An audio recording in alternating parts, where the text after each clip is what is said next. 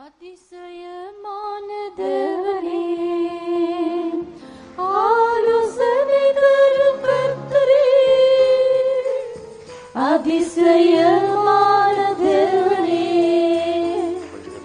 ஆலோசனை தரும் கர்த்தரே, ஆசையுங்கள் மாத்திரம் உம் அன்புக்கு ஈடேதும் உண்டோ, ஆசையுங்கள் மாத்திரம் உம் அன்புக்கு ஈடேதும் உண்டோ. தேவனுடைய பரிசுத்த நாமம் மகிமைப்படுவதாக. தேவனுவாசிக்கு சுத்த நாமே மகிமைයට පත් වේවා. Glory be to the holy name of God. மத்தேயு எழுதின சுவிசேஷம் 13ஆம் அதிகாரம் 43வது வசனத்தை வாசிப்போமாக. සුදු මතෙව් 13 වන පරිච්ඡේදයේ 43 වන පදයේ කියවමු. Let's read Gospel of Matthew chapter 13, 43rd verse. Then shall the righteous shine forth as the sun in the kingdom of their Father. Who hath ears to hear, let him hear. அப்பொழுது நீதிமான்கள் பிதாவின் ராஜ்யத்தில் சூரியனைப் போல பிரகாசிப்பார்கள். காதுள்ளவன் கேட்க கடவன். එකල ධර්මිෂ්ඨයෝ තමන්ගේ පියාණන්ගේ රාජ්‍යයේ සූර්යමෙන් බබලන්නෝය, ඇසීමට කන් ඇත්තේ අසාවා. Then shall the righteous shine forth as the sun in the kingdom of their Father. Who hath ears to hear, let him hear. இது கர்த்தராகிய இயேசு கிறிஸ்து பூமியில் இருந்ததான நாட்களில் தமது ஜனங்களுக்கு சொன்னதான ஒரு வார்த்தை. යේසුස් වහන්සේ මෙහි මත ජීවත් වූ සමයේ ස්වකීය සෙනගට වදාළ වදන් වැලකීමය. These are words which Jesus Christ told his people when he was on this earth. இது நம்பிக்கையின் வார்த்தை. මෙය බලාපොරොත්තුවේ වචනය. These are words of hope. இந்த வசனத்தில் முக்கியமாக 6 விஷயங்களை நாம் பார்க்கின்றோம். මේ වචන තුල ඊට වැදගත් වූ කරුණු 6ක් ගැන අප සලකා We බලනවා. see 6 important things found in this verse. முதலாவது அப்பொழுது என்ற ஒரு சமயத்தை காலத்தை குறித்து நாம் பார்க்கிறோம். එකල කියා එම ස්ථානයේ යම්කිසි කාලයක් හඳුන්වා තිබෙනවා. We see a word here signifying word then signifying a period of time. இரண்டாவது நீதிமான்கள். දෙක ධර්මිෂ්ඨයෝ. Secondly, righteous. மூன்றாவது பிதாவின் ராஜ்யம். තුන පියාණන්ගේ රාජ්‍ය. Thirdly, kingdom of their Father. நாலாவது சூரியனை போல. හතර සූර්යයා මෙන්. Fourthly, like the sun. ஐந்தாவது பிரகாசிப்பார்கள். පහ බබලන්නෝය. Fifthly, they shall shine. ஆறாவது காதுள்ளவன் கேட்க கடவன். ඇසීමට කන් ඇත්තේ අසාවා 6 වන කරුණ වේ. Sixthly, he that hath ears to hear, let him hear. தேவன் தருகிற சமயத்துக்கு ஏற்றபடி இது ஒன்றொன்றாக நாம் சிந்திப்போமாக. දෙවියන් වහන්සේ ලබා දෙන කාලයට අනුකූලව මේ එකිනෙක ගැන අප මෙනෙහි කර බලමු. According to the time period the Lord gives us, let us consider these things one by one. முதலாவது காதுள்ளவன் கேட்க கடவன். පළමුවෙන්ම කන් ඇත්තේ අසාවා. Firstly, he that hath heard ears, let him hear. எந்த நோக்கத்தில் ஆண்டவர் அவிதமாக சொன்னார்? කුමන අභිප්‍රායක් මුල් කොටගෙන යේසුස් වහන්සේ මෙසේ කීසේක්ද? With what purpose did Jesus say these words? தேவனுடைய வார்த்தையை பூர்ணமாக நாம் கீழ்ப்படிய வேண்டும் என்ற அர்த்தத்தில் அவர் சொன்னார். දේව වචනයට අප සම්පූර්ණයෙන්ම කීකරුවේ යුතු යන අර්ථය මුල් කොටගෙන උන්වහන්සේ එසේ කීසේක. He told this with the purpose that we should completely, implicitly obey all his words. ரோமர் 6ஆம் அதிகாரம் 17ஆம் வசனத்தை வாசிக்கும் போது රෝම 6 වන පරිච්ඡේදයේ 17 වන පදය අප කියවද්දී When we read Romans 6:17, ரோமாபுரியிலே விசுவாசிகள் ஞானஸ்நானம் எடுத்த பிறகு அவர்களுக்கு ஒப்படைக்கப்பட்டதான உபதேச சட்டங்களுக்கு அவர் மனப்பூர்வமாக கீழ்ப்படிந்தார்கள் என்று நாம் வாசிக்கிறோம். රෝමපුරේ සිටියා වූ ඇදිලි වතුර බෞද්ධස්මෙන් ලබාගෙන ඔවුන් ඇදිලිවතුන් බවට පත්වීමෙන් අනතුරුව ඔවුන්ට ලබා දෙනු ලැබූ යම් ඉගෙන්වීම් ක්‍රමයකට ඔවුන් කීකරු වූ දකිනු ලැබුවා අයයි ඔවුන් පිළිබඳව මෙහි සඳහන් වෙනවා. we see concerning the believers of the Roman church that when they had received the waters of baptism, they wholeheartedly obeyed the form of doctrine. நாம் தேவ வசனத்தை கேட்கிறது மட்டுமல்ல, அந்த வசனத்துக்கு மனப்பூர்வமாக ஒப்பு கொடுத்து பூர்ணமாக கீழ்ப்படிய வேண்டும் என்று தேவன் ஞாபகமூட்டுகிறார். දේව වචනයට අපි සවන් දෙනවා පමණක් නොවේ, එය හොඳ ආකාරයෙන් ඊට ඇහුම්කන් දී සම්පූර්ණ වශයෙන්ම ඊට අපි කීකරු විය යුතු යනුවෙන් උන්වහන්සේ අපගෙන් අපේක්ෂා කරනසේක. The Lord expects that we do not only listen to the word of God, but also completely with our whole heart obey his word. இயேசு சொல்லும்போது යේසුස් වහන්සේ කියන කල When Jesus says concerning this, முதலாம் நாளில் கேட்டது போல மத்தேயு 7ஆம் அதிகாரம் 24ஆம் வசனத்தின்படி මතෙව් 7 වන පරිච්ඡේදයේ 24 වන පදයේ පළමු දවසේ අප ඇසූ පරිදි just as we heard on the first day, according to Matthew 7:24, தேவன் சொன்னதான வார்த்தையை கேட்டு அதன்படி செய்கிறவன் கண்மலையில கட்டப்பட்ட புத்தியுள்ள மனுஷனோடு ஒப்பிடுவேன் என்று நாம் வாசிக்கிறோம். උන්වහන්සේගේ වචන අසා ඒවා පිළිපැද පර්වත පිට තමාගේ ගේ සාදාගත් නුවණැති මිනිසෙකුට ඔහුව සමාන කරනු ලබන බව අප එහිදී ඉගෙන ගත්තා. we were able to study that whosoever heareth the words of God and doeth them, he shall be likened unto a wise man who built his house upon a rock. கேட்ட அதன்படி செய்கிறவன் புத்தியுள்ள மனுஷன் என்று இயேசு சொன்னார். එසේ අසා එය පිළිපැද ඒ රක්ෂා කරන්නා මිනිසයා නුවණක්කර මිනිසෙක් බව යේසුස් වහන්සේ කීසේක. Jesus said, he that heareth and doeth according to it is a wise man. அவனுடைய வாழ்க்கையில் எப்படிப்பட்ட போராட்டங்கள் கஷ்டங்கள் தொல்லைகள் துன்பங்கள் வந்தாலும் அவன் சோர்ந்து போக மாட்டான். ඔහුගේ ජීවිතයේ කෙබඳු ආකාර ප්‍රශ්න ගැටලු දුෂ්කරතා පොරබැදීම් සෝදිසි පරීක්ෂා පැමිණියත් ඔහු කිසි විටකත් අධෛර්ය වන්නේවත් ක්ලාන්ත වන්නේවත් නැත. No matter what persecution, trial, tribulation, temptation that may come across his life, that man will never get weary or faint. உபத்திரவம் இல்லாமல் பாடுகள் இல்லாமல் பூரணம் இல்லை. පීඩාවලින් තොරව දුක්විඳීම් වලින් තොරව සම්පූර්ණත්වයක් නැත. There is no perfection without persecution or trials. ஆனபடியினால் எபிரேயர் 2ஆம் அதிகாரம் 10-11 வசனங்களை வாசிக்கும் போது அநேகம் பிள்ளைகளை மகிமையில் கொண்டு வந்து சேர்க்கையில் அவருடைய ரட்சிப்பின் அதிபதியானவர் උපද්‍රවங்களினால் பூர்ணப்பட்டார் என்று நாம் வாசிக்கிறோம். හේබ්‍රෝ දෙවන පරිච්ඡේදයේ 10 වෙනි 11 වෙනි පදවලට අනුකූලව ඒ තනන් වහන්සේ විසින් බොහෝ පුත්‍රයන් තේජසට ගෙන යන කල ඔවුන්ගේ ගැලවීමේ කතුරුන් වහන්සේ දුක් විඳීම කරන කොටගෙන සම්පූර්ණ කරන්නට යුතු වූයේයි සඳහන් කර ඇත. When we read Hebrews 2:11, for it became him for whom are all things 2:10, for it became him for whom are all things, and by him whom are all things, in bringing many sons unto glory, to make the captain of their salvation perfect through sufferings. அது மட்டுமல்ல 2 தீமோத்தேயு 3ஆம் அதிகாரம் 12ஆம் வசனத்தை நாம் வாசிக்கும் பொழுது දෙවනි තිමෝති 3 වන පරිච්ඡේදයේ 12 වන පදය අප කියවා බලද්දී when we read 2 Timothy 3:12, கிறிஸ்துவேசுவுக்குள் தேவ பக்தியாக ஜீவிக்க மனதாயிருக்கிற யாவரும் துன்பப்படுவார்கள். ක්‍රිස්තුස් යේසුස් වහන්සේ තුල භක්තිවන්ත ලෙස ජීවත් වන්නට කැමති සියල්ලෝම පීඩා විඳින්නෝය. all that will live godly in Christ Jesus shall suffer persecution. அவிதமான துன்பங்கள் வரும்போது அதே அதிகாரம் 14ஆம் வசனத்தின்படி நீ கற்றுக்கொண்டதான வசனத்தில் நிலைத்திரு. එබඳු පීඩා පැමිණෙන කල එම පරිච්ඡේදයේම 14 වන පදයේ සඳහන් පරිදි ඔබ ඉගෙනගත් දේවල ස්ථීරව පවතින යනුවෙන් සඳහන් වේ. When you face such persecution, it is said in the 14th verse, continue thou in the things which thou hast learned. ஆகையால் நமது வாழ்க்கையில் உபத்திரவங்கள் போராட்டங்கள் வரும். අපගේ ජීවිතයට පීඩා පොරබැදීම් පැමිණේ. Therefore many persecution, trials, tribulation will come across our life. அதெல்லாம் நமது நன்மைக்காக. ඒ සෑම එකක්ම හුදෙක් අපගේ යහපත පතාය. All those are for our own good. ஆழமாக அஸ்திபாரத்தை போட்டவன் அசைந்து போக மாட்டான். ගැඹුරින් අත්තිවාරම දැමූ තැනැත්තේ කිසිසේත් සෙලවෙන්නේ නැත. He that hath put his foundation deep shall never be shaken. ஆனபடியில் தான் இயேசு சொன்னார் காதுள்ளவன் கேட்க கடவன். මේ හේතුව නිසා යේසුස් වහන්සේ කීවේ කන් ඇත්තේ අසාවා යනුවෙන්. That is why Jesus here mentions, he that hath ears, let him hear. யார் யார் கீழ்ப்படுகிறார்களோ அவர்களை தேவன் பாதுகாப்பார் ஆசீர்வதிப்பார். කවුරු කවුරු කීකරු වෙනවාද?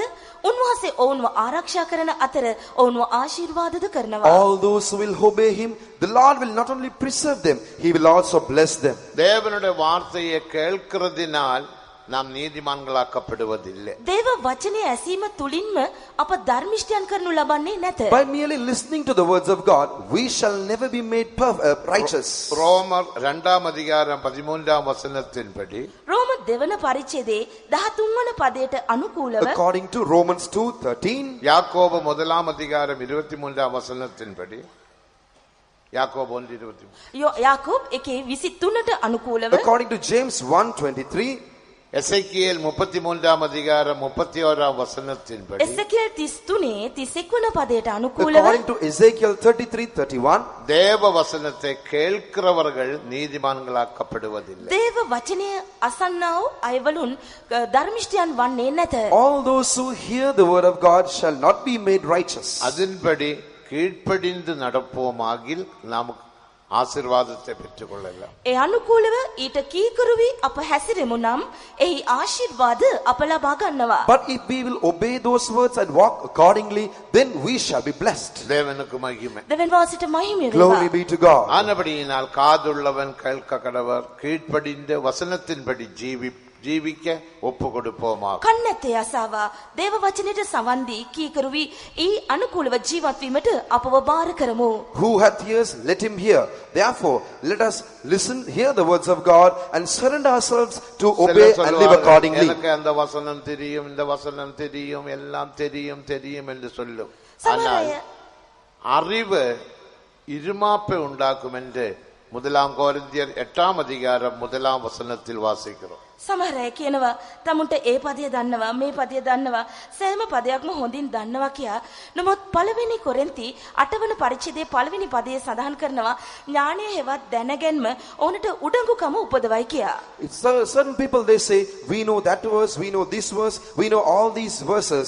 But in 1 Corinthians 8:1 it is said, knowledge puffeth up. அறிவல்ல நமக்கு முக்கியம், அறிவிற்கு ஏற்றதான ஒரு ஜீவியம் முக்கியம். දැනුම නෙමෙයි අපට වැදගත් වන්නේ දැනුමට සරිලන ජීවිතයයි අපට වැදගත් වන්නේ. Knowledge is not the important thing for us. A life according to that knowledge is very essential unto us. ஆகையால் தேவன் வெளிப்படுத்துகிற சத்தியத்தின்படி ஜீவிக்க நம்மை ஒப்பு கொடுப்போமா. දෙවිඳුන් අපට එළිදරව් කර දෙන සත්‍යයට අනුකූලව ජීවත් වීමට අප තීරණය කරමු. Therefore, let us decide to surrender ourselves to live according to the words which God reveals unto us. அப்பொழுது என்ற ஒரு சமயத்தை காலத்தை குறித்து நாம் வாசித்தோம். මෙම පදේ එකල කියා යම්කිසි කාල පරිච්ඡේදයක් කාලයක් හඟවයි. Here we read saying, then, which depicts a period of time. அப்பொழுது நீதிமான்கள் பிதாவின் ராஜ்யத்தில் சூரியனை போல பிரகாசிப்பார்கள். එකල ධර්මිෂ්ඨයෝ තමන්ගේ පියාණන්ගේ රාජ්‍යයේ සූර්යමෙන් බබලන්නෝය. Then shall the righteous shine forth as the sun in the kingdom of their Father. இது 1000 வருடம் அரசாட்சிக்கு பிறகு குமாரனாம் தேவன் தன் ராஜ்யத்தை பிதாவின் கரத்தில் ஒப்படைப்பார் என்று 1 கொரிந்தியர் 15ஆம் அதிகாரம் 24ஆம் வசனத்தில் வாசிக்கிறோம். මෙය දහසක් අවුරුදු රාජ්‍යයෙන් අනතුරුව පුත්‍රයන්න් වහන්සේ රාජ්‍ය පියාණන් වහන්සේගේ හතට බාර දෙනු ලබන බව පළවෙනි කොරින්ති 15 වෙනි පරිච්ඡේදයේ සඳහන් වී තිබෙනවා. We read in 1 Corinthians 15:24 that after the millennial reign, Lord Jesus Christ, the Son of God, shall surrender the kingdom unto God the Father. 1000 வருடம் அரசாட்சிக்கு பிறகுதான் தேவனுடைய ராஜ்யம் வெளிப்படும். දහසක් අවුරුදු රාජ්‍යයෙන් අනතුරුවයි පියාණන් වහන්සේගේ රාජ්‍ය එළිදරව් වන්නේ 24 වන පදයේ ඇත. It is after the 1000 year of millennial reign that the kingdom of the Father will be revealed. தேவனுடைய ராஜ்யத்தை மூன்றாக பிரித்து நாம் படிக்கலாம். පියාණන් වහන්සේගේ රාජ්‍ය කොටස් 3කට බෙදා අපට ඉගෙන ගත හැකියි. We can divide the kingdom of God into 3 and study them. இங்கே பிதாவின் ராஜ்யம் என்று நாம் வாசித்தோம். මෙහි අපි පියාණන් වහන්සේගේ රාජ්‍ය වශයෙන් හඳුන්වා තිබෙන බව දැකිය හැකියි. Here we read saying the kingdom of the Father. முதலாவது அன்பின் குமாரனுடைய ராஜ்யம் என்று கொலோசியர் 1ஆம் அதிகாரம் 13ஆம் வசனத்தில் வாசிக்கிறோம். කොලොස්සේ පළවෙනි පරිච්ඡේදයේ 13 වන පදේ ප්‍රේමේ පුත්‍රයාගේ රාජ්‍ය කියා පළමු රාජ්‍ය ගැන අප එහි සඳහන් කරනවා. We read concerning the first kingdom in Colossians 1:13 saying it is the kingdom of the dear son. பரிசுத்தாவின் அபிஷேகம் பெற்ற தேவ ஜனங்கள் அவருடைய ராஜ்யமாக காணப்படுகின்றனர். ශුද්ධාත්මය ලැබූ දේව දරුවන් උන්වහන්සේගේම රාජ්‍ය වශයෙන් දකිනු ලබනවා. The spirit baptized children of God are found as his kingdom. இந்த ராஜ்யம் பரிசுத்தாவின் அபிஷேகத்தினால் உருவாக்கப்படுகிறது என்று நமக்கு யாவருக்கும் தெரியும். මෙම රාජ්‍ය ශුද්ධාත්ම අන්වහන්සේ කරුණ කොටගෙන ස්ථාපිත කරනු ලබන බව අප සියලු දෙනා හොඳ ආකාරයෙන් දැන සිටිනවා. All of us are aware that this kingdom is established by the baptism of the Holy Ghost. பரிசுத்தாவின் அபிஷேகம் பெறாதவர்கள் சபையாம் ராஜ்யத்தில் இல்லை. ශුද්ධාත්ම ආලේපය ලබා නොගත් අයවලුන් මෙම රාජ්‍යය දකිනු ලබන්නේ නැත. Those who have not received the anointing of the Holy Ghost are not found in this church, which is the kingdom of God. முதலாம் கொரிந்தியர் 12ஆம் அதிகாரம் 13ஆம் வசனத்தை வாசிக்கும் போது පළවෙනි කොරින්ති 12 වන පරිච්ඡේදයේ 13 වන පදය කියවා බලද්දී When we read 1 Corinthians 12:13, பரிசுத்தாவின் அபிஷேகத்தினால் அவருடைய சரீரமாக நாம் மாற்றப்படுகிறோம் என்று வாசிக்கிறோம். ශුද්ධාත්ම බෞතිස්මය කරන කොටගෙන අප උන්වහන්සේගේ ශාරීරිය බවට පත්වන බව එහි සඳහන් කර ඇත. we read in this place saying that through the baptism of the Holy Ghost, we are made into his body. ஆகையால் பரிசுத்தாவின் அபிஷேகம் யாவரும் பெற்றுக்கொள்ள வேண்டியது அவசியம். එබැවින් ශුද්ධාත්ම ආලේපය සෑම කෙනෙක්ම ලබා ගැනීම අවශ්‍ය කරනවා. Therefore, it is very essential that all of us receive the anointing of the Holy Spirit. அதுதான் முதலாவது ராஜ்யம். ඒ තමයි පළමු රාජ්‍ය That වන්නේ. is the first அந்த kingdom. ராஜ்யத்துக்குள் அபிஷேகம் பெற்ற நாம் யாவரும் வந்திருக்கிறோம். එම රාජ්‍ය තුලට ආලේපය ලබාගත් අප සියලු දෙනාම ඇතුල් වී තිබෙනවා. All of us who have received the anointing have come into this kingdom. இரண்டாவது ராஜ்யம் பரிசுத்தவான்களின் ராஜ்யம். දෙවන රාජ්‍ය ශුද්ධවන්තයන්ගේ රාජ්‍යයි. Secondly, it is the kingdom of his saints. தானியேல் 7ஆம் அதிகாரம் 18ஆம் வசனம் 27ஆம் வசனத்தை வாசிக்கும் போது දානියෙල් 7:28 සහ 29 වන පද අප කියවද්දී When we read Daniel 7:28 and 29, அங்கே பரிசுத்தவான்களின் ராஜ்யம் 1000 வருடம் அரசாட்சி என்று நாம் வாசிக்கிறோம். ශුද්ධවන්තයන්ගේ රාජ්‍ය යනු දහසක් අවුරුදු රාජ්‍ය සමය කියා අප දකිනවා. in that place we read about the kingdom of the saints, which is the millennial kingdom. உலகத்திலே ராஜ்யங்களுக்கெல்லாம் முடிவுண்டாகும். ලෝකයේ සෑම රාජ්‍යයකටම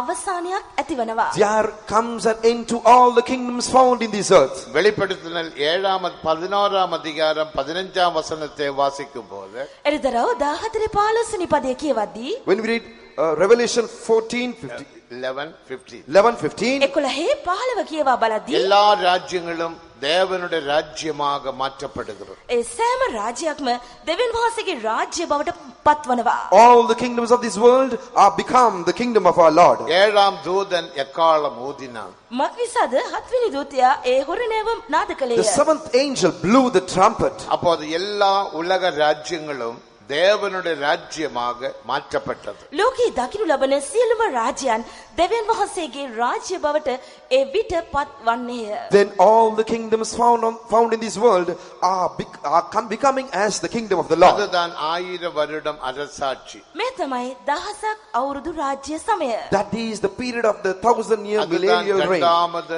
ராஜ்யம். அதற்கு பரிசுத்தவான்களின் ராஜ்யம் என்று தானியேல் சொன்னார். දෙවන රාජ්‍ය වන්නේ මෙයයි. ඒ ශුද්ධවන්තයන්ගේ රාජ්‍ය වශයෙන් දානියෙල් හඳුන්වා තිබෙනවා. This is the second kingdom, which Daniel says as the kingdom of his saints.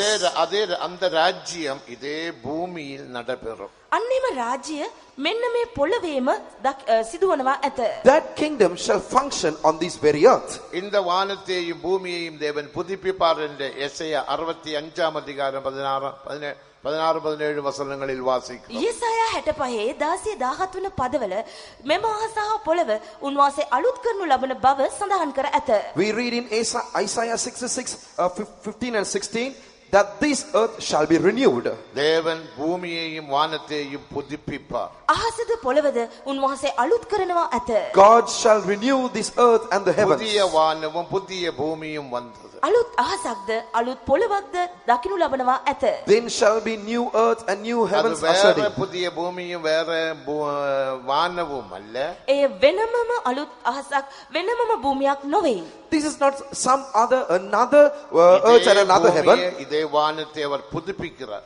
මෙම අහස මෙම පොළව උන්වහන්සේ යලිත් නවීකරණය අලුත් කිරීමක් කරනවා. God is renewing this very same earth and this very heaven. அவருடைய பரிசுத்தவான்களும் இதை பூமியில் ஆளுகை செய்வார்கள். එවිකල උන්වහන්සේගේ ශුද්ධවන්තයන් මේ පොළවේ රජකම් කරනවා ඇත. Then shall Jesus and his saints reign on this earth. தேவனுக்கு மகிமை. දෙවියන් වහන්සේගේ නාමයට මහිම Glory be to වේවා. God. அதுதான் வெளிப்படுத்துதல் 20ஆம் அதிகாரம் 6ஆம் வசனத்தை வாசிக்கும் போது එළිදරව් පොතේ 20 වන පරිච්ඡේදයේ 6 වන පදය කියවද්දී When we read Revelation 26, அதற்கு முதலாம் உயிர்த்தெழுதல் என்று நாம் வாசிக்கிறோம். පළමුවෙනි නැවත නැගිටීම යනුවෙන් එහි සඳහන් වෙනවා. We read here concerning the first resurrection. ரெண்டு வித உயிர்த்தெழுதல் உண்டு. නැවත නැගිටීම් දෙආකාර නැවත නැගිටීම් ඇත. There are two types of resurrections. முதலாம் உயிர்த்தெழுதல். පළමු නැවත නැගිටීම. First resurrection. அதில் 5 விதமான வரிசைகளில் பரிசுத்தவான்கள் உயிரோடு எழும்பினார்கள். එහි පිළිවෙල පහක් යටතේ ශුද්ධවන්තයන් නැවත ජීවනය ඇතුව නැවත නැගිටිනවා ඇත. According to 5 orders, the saints of God shall rise from முதலாம் the dead. கொரிந்தியர் 15ஆம் அதிகாரம் 23ஆம் வசனத்தை வாசிக்கும் பொழுது පළවෙනි කොරින්ති 15 වන පරිච්ඡේදයේ 23 වන පදය කියවද්දී When we read 1 Corinthians 15:23, இயேசு முதலாவது உயிர்த்தெழுந்தார். යේසුස් වහන්සේ පළමු නැවත නැගිටීමය. Jesus rose up first. அடுத்து அவனுடையவர்கள் உயிரோடு எழும்பினார்கள். ඉන් අනතුරු උන්වහන්සේගේ අයවලුන් නැවත නැගිටිනවා ඇත. After that, they that are Christ shall be resurrected. அவனவன் வரிசையில் உயிர்ப்பிக்கப்படுவார்கள் என்று வேதத்தில் வாசிக்கிறோம். ඔවුන් එක් එක් අය තම තමාගේ ක්‍රමයෙන් හෙවත් පිළිවෙලට නැවත නැගිටින බව උන්වහන්සේ සඳහන් කර තිබෙනවා. Each and every one of them shall be resurrected according to their order. We read in this முதலாவது manner. இயேசு கிறிஸ்து உயிர்த்தெழுந்தார். නැවත නැගිටීමේ නාඹුල් ඵල ලෙස යේසුස් වහන්සේ නැවත First, නැගිටිසේක. Jesus rose from the dead. இரண்டாவது மணவாட்டி சபை ஆண் பிள்ளை உயிரோடு எழும்பும். දෙක මනාලිය හෙවත් පුරුෂ දරුවා නැවත නැගිටිනවා ඇත. Secondly, the bridal church, which is the man child, shall be resurrected. மூன்றாவது கைவிடப்பட்ட சபையிலே இரத்த சாட்சிகள் உயிரோடு எழும்புவார்கள். තුන්වෙනුව අත්හරිනු ලැබූ සභාවේ වේද සාක්ෂිකයන් නැවත නැගිටීම සිදු කරයි. Thirdly, the martyrs of the left behind church shall be நாலாவது resurrected. ஏனோக்கும் ஏலியாவும் உயிரோடு எழும்புவார்கள். හතර ඒනොක් සහ එලියා නැවත නැගිටිනවා ඇත. Fourthly, Enoch and Elijah shall be resurrected. ஐந்தாவது பழைய ஏற்பாட்டு பரிசுத்தவான்களும் இரத்த சாட்சிகளும் உயிரோடு எழும்புவார்கள். පස්වෙනුව පරණ කිවිසුමේ ශුද්ධවන්තයන් සහ සාමාන්‍ය වේද සාක්ෂිකයන් නැවත නැගිටිනවා ඇත. Fifthly, Old Testament saints and the general martyrs shall be இந்த resurrected. 5 குரூப் முதலாம் உயிர்த்தெழுதல். මේ කණ්ඩායම් පහ පළමු නැවත නැගිටීමට අයත් වේ. These 5 groups belong to the first resurrection. மற்றவர்கள் இன்னும் உயிரோடு எழும்பவில்லை என்று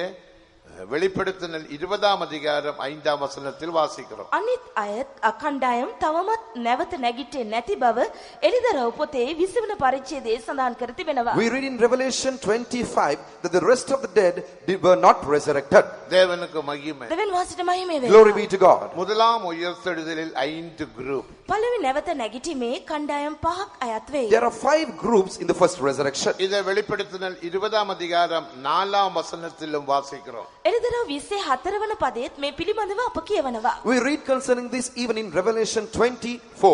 இவர்கள் 1000 வருடம் அரசாட்சிக்கு வருவார்கள். මොවුන් දහසක් අවුරුදු රාජ්‍ය සමයට එනවා ඇත.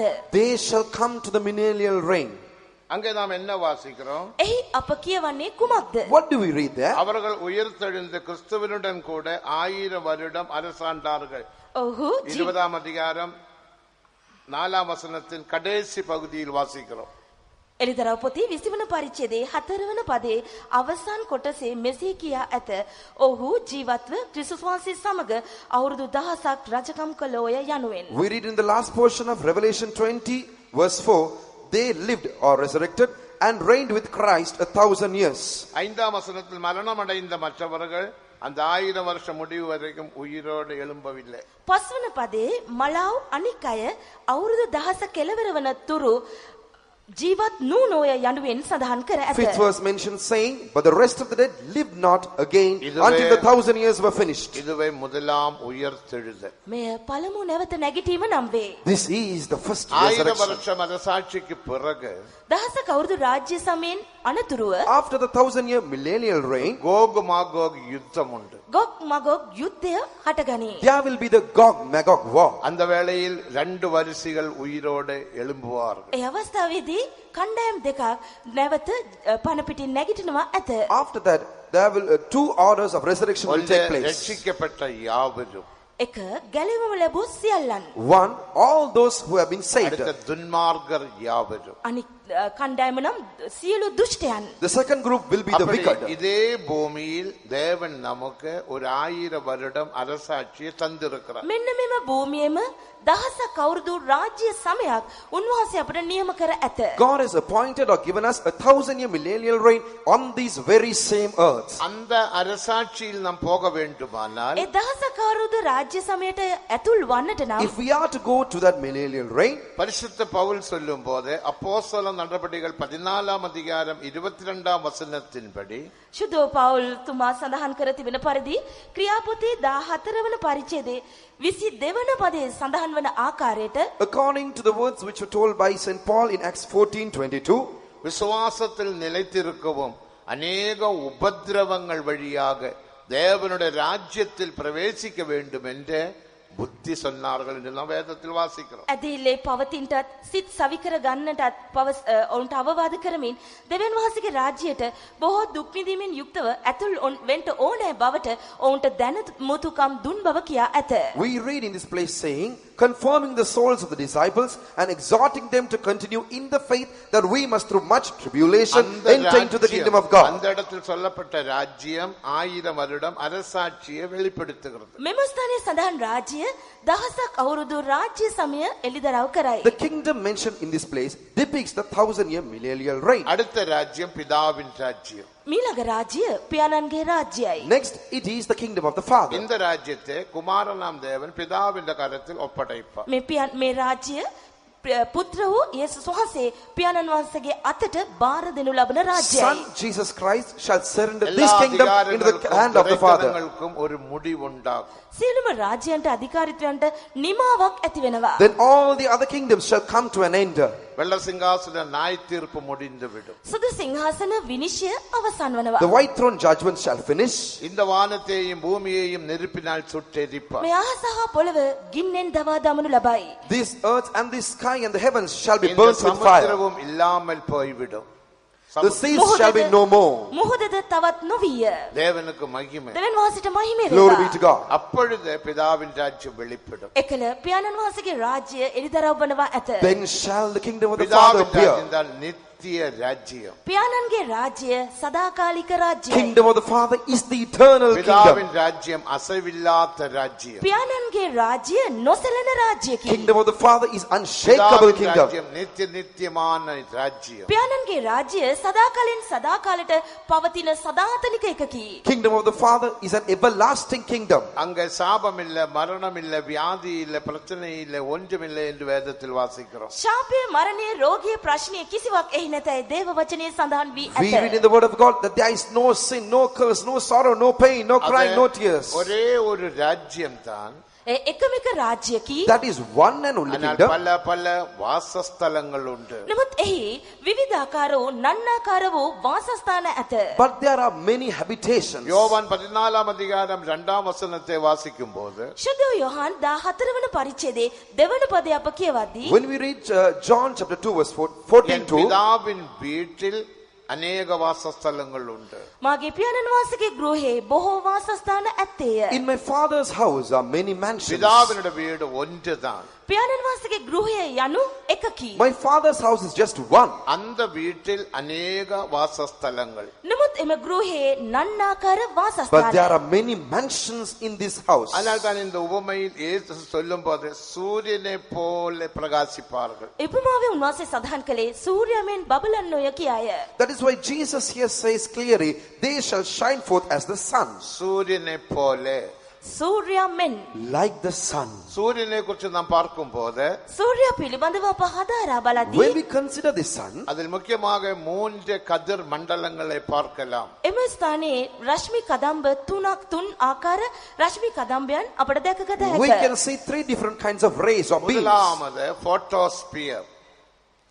පළමුවෙන්ම ෆෝටෝස්පියර් කියා The first layer හඳුන්වනවා. of beam is the photosphere. இரண்டாவது குரோமோஸ்பியர். ඊළඟට හෝමෝස්පියර් කියා හඳුන්වනවා. Secondly, the chromosphere. மூன்றாவது கொரோனா. තුන්වෙනිව Thirdly, the corona. කොරෝනා. 3 விதமான கதிர் மண்டலங்கள். තුන් ප්‍රකාර කිරණ කදම්බ அப்போ තුනක් 3 අප different දකිනවා. kinds of layers of beams. இயேசு சொன்னார் சூரியனை போல நீதிமான்கள் பிரகாசிப்பார்கள். ඒසුස් වහන්සේ පැවසුවේ ධර්මිෂ්ඨයෝ සූර්යයා මෙන් බබලන බවයි. Jesus said, the righteous shall shine as the sun. தேவனுக்கு மகிமை. දෙවියන් වහන්සේට මහිමේ වේවා. Glory be to God. எல்லாம் தேவனுடைய நீதிமான்கள் தான். සියල්ලෝම දෙවියන් වහන්සේගේ ධර්මිෂ්ඨයෝ බව සැබෑවයි. All are found as the righteous of ஆனால் God. நீதியில் வித்தியாசம் உண்டு. එනමුත් ඔවුන්ගේ ධර්මිෂ්ඨකම්වල විවිධත්වයන් වෙනස්කම් ඇත. But there are differences among their righteousness. 2 பேதுரு 3ஆம் அதிகாரத்தில் வாசிக்கும் போது දෙවන පේත්‍රස් තුන්වන පරිච්ඡේදය අප කියවද්දී When we read 2 Peter 3rd chapter, 11-12 வசனங்களில் நீதி வாசமாயிருக்கும் புதிய வானங்களும் புதிய பூமியும் என்று நாம் வாசிக்கிறோம். ධර්මිෂ්ඨකම වාසය කරනව අලුත් අහසක්ද අලුත් පොළවක්ද යනුවෙන් එහි සඳහන් වෙනවා. we read in the 12th and the 13th verses saying, we are in the heavens being on the... 13 நீதி வாசமாயிருக்கும் புதிய வானங்களும் 13 වන පදය ධර්මිෂ්ඨකම වාසය කරන අලුත් අහසක්ද අලුත් පොළවක්ද දුටු බව. We read in the 13th verse, new heavens and a new earth wherein dwelleth righteousness. வானங்கள் என்று பன்மையில் சொல்லப்பட்டிருக்கிறது. මේ ස්ථානයේ අලුත් අහසක් කියා ඒක වචනෙන් සඳහන්. Here it is mentioned in plural பிறகு saying heavens. புதிய பூமியும். අලුත් පොළව කියා තිබෙනවා. Then it is said a new இது earth. நித்திய ராஜ்யத்தை குறித்து பரிசுத்த பேதுரு சொன்ன ஒரு காரியம். සදාතනික රාජ්‍ය පිළිබඳව පේත්‍රස්තුමා සඳහන් කළ කරුණ කීමය. It is a particular matter which St. Peter says concerning the eternal kingdom. வானங்கள் என்பது புதிய எருசலேம் சீயோனையும் புதிய வானத்தையும் வெளிப்படுத்துகிறது. When it says new heavens, it depicts Zion, New Jerusalem and new earth, new අලුත් heavens. සක්‍යා කියන විට සියොන නව යෙරුසලම සහ අලුත් පොළව නිරූපණය කරයි. இதிலே பரிசுத்தவான்கள் எல்லாம் நீதியுள்ள பரிசுத்தவான்கள். මෙහි ශුද්ධවන්තයන් සියලු දෙනාම ධර්මිෂ්ඨයන්ව දකිනු The ලබයි. saints found here are the righteous saints. ஆனால் நீதியில் வித்தியாசம் உண்டு. එනමුත් ධර්මිෂ්ඨකම්වල වෙනස්කම් ඇත. But there is difference between their righteous from one to another. சூரியனோட மிகவும் அடுத்ததான கதிர் மண்டலம் தான் போட்டோஸ்பியர். ෆොටොස්ෆියර් යනු සූර්යයාට ඉතාමත් සමීපව තිබෙනා ඒ රශ්මි කදම්බයයි The කිරණයි. closest beam layer of the sun is the அதே photosphere. பார்த்து கொஞ்சம் தூரத்தில் பயணம் செய்கிறார். இங்கே பிரகாசிக்கிற கதிர் மண்டலம் தான் குரோமோஸ்பியர். දුරන් පැමිණෙනව එක් කිරණ තමයි හෝමස්ෆියර් වශයෙන් හඳුන්වන්නේ. But the rays or beams which travel very far is the chromosphere. பூமியில் வருகிற கதிர் மண்டலம் தான் கொரோனா. කොරෝනා යනු භූමියට පතිත වන කිරණයි. The rays or beams which reach the earth are corona. அப்போ நித்திய ராஜ்யத்தில் போட்டோஸ்பியர் போல சில பரிசுத்தவான்கள் பிரகாசிப்பார்கள். සදාතනික රාජ්‍යයේ ෆොටොස්ෆියර් මෙන් ඇතැම් ශුද්ධවන්තයන් ප්‍රභාවත්ව බැබලෙනවා ඇත. In the eternal kingdom, certain saints shall shine as the chromosphere, அதே photosphere. வேளையில் அதே நித்திய ராஜ்யத்தில் குரோமோஸ்பியர் போல சில பரிசுத்தவான்கள் பிரகாசிப்பார்கள். ක්‍රොමොස්ෆියර් වශයෙන් එම සදාතනික රාජ්‍යයේ තවත් ශුද්ධවන්තයන් එම තත්වයෙන් බැබලෙනවා ඇත. In the same manner, certain saints of God in that same kingdom shall shine as the chromosphere. அதே நித்திய ராஜ்யத்தில் கொரோனா போன்ற பரிசுத்தவான்கள் பிரகாசிப்பார்கள். අන්නෙම සදාතනික රාජ්‍යයේ ඇතැම් ශුද්ධවන්තයන් මේ කොරෝනාවෙන් ප්‍රභාවත්ව බැබලෙනවා In ඇත. the very same eternal kingdom, certain saints shall shine as the அதான் corona. பரிசுத்தவான்கள் நீதிமான்கள் சூரியனை போல பிரகாசிப்பார்கள். ශුද්ධවන්තයන් සූර්යයා මෙන් බැබලෙනවා ඇත. The saints shall shine as the sun. இது நாம் விளங்கிக் கொள்ள வேண்டியது. போட்டோஸ்பியர் போல குரோமோஸ்பியர் போல கொரோனா போல பரிசுத்தவான்கள் பிரகாசிப்பார்கள். ෆොටොස්ෆියර් මෙන් ක්‍රොමොස්ෆියර් මෙන් කොරෝනා මෙන් විවිධ ප්‍රභාවත් වීම නැත්නම් බැබලීම් ශුද්ධවන්තයන් තුල දකිනු ලබන බව අප අවබෝධ කරගත What යුතුයි. we should understand is, certain saints shall shine as the photosphere, certain other saints shall shine as the chromosphere, and even another group shall shine forth as the எல்லாத்துலயும் corona. பிரகாசம் ஒன்றல்ல. ඒ හැම කෙනෙකුගේම දීප්තිය බැබලීම එකාකාරව නැත. Everyone's brightness is not the same. பிரகாசத்துக்கு வித்தியாசம் உண்டு. ඒ බැබලීම් වල වෙනස්කම් විවිධත්වයන් ඇත. There is a difference in their brightness. இப்ப நமது மின்சாரத்தில் இது 230 வோல்டேஜ் ஆன கரண்ட். මෙය වෝල්ටේජ් 230ක විදුලි බලයක් ඇති විදුලි පහන් වශයෙන් දක්නු ලබනවා. Generally, we get the 230 watt voltage current supply, electricity ஒரு supply. பகுதியில் 100 வாட்ஸ் பல்பு போடுகிறோம்.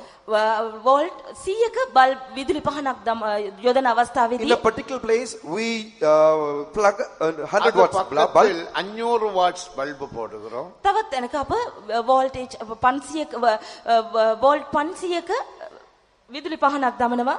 In another place, we plug in another light for about 500 watts. அதுக்கு அடுத்து 1000 வாட்ஸ் பல்பு போடுகிறோம். ඊළඟට වෝල්ට් 1000ක විදුලි පහනක් යොදනවා. In another place, we put on a 1000 watts bulb. ஒரே கரண்ட் தான். එකම විදුලි It බලය. is the same electricity. பிரகாசத்துக்கு வித்தியாசம் உண்டா இல்லையா? නමුත් මේ එකිනෙක විදුලි පහන්වල බැබලීමේ වෙනසක් තිබෙනවා නොවේද? But don't we find the difference in their brightness? வித்தியாசம் உண்டு. එහි ආලෝකයේ වෙනස්කම් ඇත. There is certainly a 100 watts difference. என்ற பல்பு போல அல்ல 500 வாட்ஸ் பிரகாசிக்கிறது. වෝල්ට් 100 විදුලி පහනක විදුලි ආලෝකය මෙන් නොවේ වෝල්ට් 500ක විදුලි පහනේ ආලෝකය. The brightness of the 500 watts bulb is not as same as the 100 watts 500 bulb. பல்பினோட பிரகாசம் போல அல்ல 1000 வாட்ஸ்னோட பல்பு. වෝල්ට් 500ක විදුලි පහනක ආලෝකය මෙන් නොවේ වෝල්ට් 1000ක විදුලි පහනක ආලෝකය. The brightness of the 1000 watts bulb is not as same as the 500 watts bulb. ஒரே மின்சாரம் தான் 230 வோல்டேஜ். නමුත් සපයනු ලබන වෝල්ටේජ් ප්‍රමාණය 230යි එකම ප්‍රමාණයේ විදුලි බලයකි. But it is the same supply of electricity of 230 ஒரே ஒரு voltage. தெய்வம் தான். එකම එක දෙවිඳුන්ය. It is just one and only ஒரே God. நித்திய ராஜ்யம் தான். එකම එක සදාතනික රාජ්‍යකි. Only one kingdom. ஆனால் அங்கேயுள்ள நீதிமான்களின் நீதியில் வித்தியாசம் உண்டு. එනමුත් එහි වසන ශුද්ධවන්තයන්ගේ ධර්මිෂ්ඨකමේ වෙනස්කම් ඇත. But there is a difference in the righteousness of the saints who dwell இதே there. குறித்து பரிசுத்த பவுல் சொல்லும்போது මේ පිළිබඳව ශුද්ධව පාවුල්තුමා සඳහන් කරද්දී When St. Paul mentions concerning this, முதலாம் கொரிந்தியர் 15ஆம் அதிகாரம் 44ஆம் வசனத்தில் இருந்து வாசிக்கும் போது மகிமையை குறித்து வாசிக்கிறோம். පළවෙනි කොරින්ති 15 වෙනි පරිච්ඡේදයේ 44 වන පදයේ සිට අප කියවද්දී ඒ තේජස පිළිබඳව අපි කියවා බලනවා. when we read from the 44th verse of the 15th chapter of 1 Corinthians, we read concerning the glory. சந்திரனோட மகிமை வேற, சூரியனோட மகிமை வேற. සඳුගේ තේජස එකක්ය, හිරුගේ තේජස තව එකක්ය. The glory of the sun is one and the glory of the moon is another. சூரியனின் மகிமை வேற, நட்சத்திரங்களின் மகிமை வேற. සූර්ය තේජස එකක්ය, තාරකාවන්ගේ තේජස තව එකක්ය. The glory of the sun is one and the glory of the stars is another. மகிமையில் நட்சத்திரங்களுக்கு வித்தியாசம் உண்டு. තේජසින් තාරකාවකට වෙනස්. In glory, there is a difference between from one star to another. இதெல்லாம் எதை வெளிப்படுத்துகிறது? මේ හැම එකක්ම එළිදරව් කරන්නේ කුමක්ද? What do these show? தேவனுடைய நித்திய ராஜ்யத்தில் பல வாசஸ்தலங்கள் உண்டு என்று தேவன் சொல்லுகிறார். උන්වහන්සේගේ සදාතනික රාජ්‍යයේ විවිධාකාර වාසස්ථාන ඇති බව උන්වහන්සේ මින් අපට අනාවරණය කරනවා. God says that there are various mansions found in the eternal kingdom. எல்லாரும் ஒரே இடத்துக்கு போகிறது இல்ல. සියලු දෙනාම එකම ස්ථානයකට යනවා නොවේ. All of us don't go to the very same place. எல்லாரும் ஒரே சமயத்தில் உயிரோட எழும்புகிறது இல்ல. සියලු දෙනා එකම අප්‍රස්තාවේ පණ පිටින් නැවත නැගිටිනවා නොවේ. All of us won't be resurrected at the same time. அவனவன் வரிசையில் உயிர்ப்பிக்கப்படுவார்கள். තම තමාගේ ක්‍රමයෙන් හෙවත් පිළිවෙලින් නැගිටිනවා ඇත. Everyone shall arise according to his own order. ஆகையால் புதிய எருசலேம், புதிய சீயோன் என்ற ஒரு மகிமையான இடம் உண்டு. නව යෙරුසලම සහ සියොන යනුවන් තේජවත් ස්ථානයක් ඇත. There is a glorious place called Zion and New பிதாவின் Jerusalem. ராஜ்யத்தில் மேன்மையான இடம் சீயோன் எருசலேம் என்ற இடம். පියාණන් වහන්සේගේ රාජ්‍යයේ ඊට උත්තරීතර ස්ථාන වන්නේ සියොන හා යෙරුසලම කියන ස්ථානයි. The most excellent place in the kingdom of the Father is the place called Zion and New இந்த Jerusalem. சீயோனை குறித்து நாம் விளங்கிக் கொள்ள வேண்டும். මේ සියොන පිළිබඳව අපි අවබෝධ කරගත We යුතුයි. should understand concerning this Zion. சீயோன் என்று சொல்லும்போது பூமியிலே சீயோன் அல்ல. සියොන කියද්දී මේ භූමික සියොන නොවේ. When we say Zion, Zion, it is not the earthly Zion. பரலோகத்தில் ஒரு சீயோன் உண்டு. ස්වර්ග රාජ්‍යයේ සියොනක් ඇත. There is a Zion in heaven. எபேசியர் 4ஆம் அதிகாரம் 10ஆம் வசனத்தை வாசிக்கும் போது එපේස 4 වන පරිච්ඡේදයේ 10 වන පදයේ අප කියවද්දී When we read Ephesians 4:10, வானாதி வானங்களுக்கும் மேலான இடம் என்று வாசிக்கிறோம். සියලු ස්වර්ගවලට වඩා ඉහළ ස්ථානයක් කියා එහි සඳහන් කරනවා. There it is mentioned that this is a place far above all heavens. அந்த பரலோக சீயோனில் ඒ ස්වර්ගීක සියොනේ In that heavenly Zion, தேவாதி தேவன் வாசமாயிருக்கிறார். දේවති දෙවිතුමන් වාසය කරනසේක. God of God dwells there. 132 சங்கீதம் 13-14 வசனங்களில் வாசிக்கிறோம். 132 වන ගීතාවලියේ 13 වන සහ 14 වන පදවල අප කියවනවා. In Psalms 132, 30th and the 14th verses, சீயோனை நான் விரும்பி அதனுடைய வாசஸ்தலமாக நான் விரும்பினேன். සියොන් ස්වාමීන් වහන්සේ සියොන් මම සියොන තෝරා ගත්තෙමි. ඊට ආශා කොට මාගේ නිවාසය ලෙස එය තෝරා ගත්තෙමි. I have chosen Zion, I have decided it for my அங்கே habitation. நான் என்றென்றைக்கும் வாசம் பண்ணுவேன். සදා කාලයට මම එහි වාසය කරමි. I will dwell there forever. அந்த சீயோன் அவருடைய வாசஸ்தலம் மட்டுமல்ல, ඒ සියලු උන්වහන්සේගේ නිවාස වාසස්ථානය පමණක් නොව Not only is this Zion a dwelling place for him, 48 சங்கீதம் 2 வசனத்தை வாசிக்கும் போது 48 වන ගීතාවලියේ දෙවන පදය අප කියවා බලද්දී when we read Psalm 48:2, வடதிசையில் உள்ள சியோன் பர்வதம் வடிப்பமான ஸ்தானமும் மகாராஜாவின் நகரவுமாயிருக்கிறது. උතුරු පැත්තේ තිබෙන මහා රජුරුවන්ගේ නුවර වූ සියොන් කන්ද උසින් අලංකාරය මුළු පොළවට පියකරුය. beautiful for situation, the joy of the whole earth is Mount Zion on the sides of the north, the city of the great king. சர்வ பூமிக்கும் மகிழ்ச்சியாயிருக்கிறது. මුළු පොළවටම එය ප්‍රියකරුය. It is the joy of the whole earth. அதுவே மகாராஜாவின் நகரம். එය මහා රජුරුවන්ගේ නුවරයි. That is the city of the great king. அந்த சீயோனில் அவர் மூலக்கல்லாக மாற்றப்பட்டார். අන්නෙම සියොනේ කොනේ ප්‍රධාන ගල බවට උන්වහන්සේ පත් වූසේක. He has become the cornerstone of that Zion. Isaiah 28:16 வாசிக்கிறோம். යෙසායා 28 වන පරිච්ඡේදයේ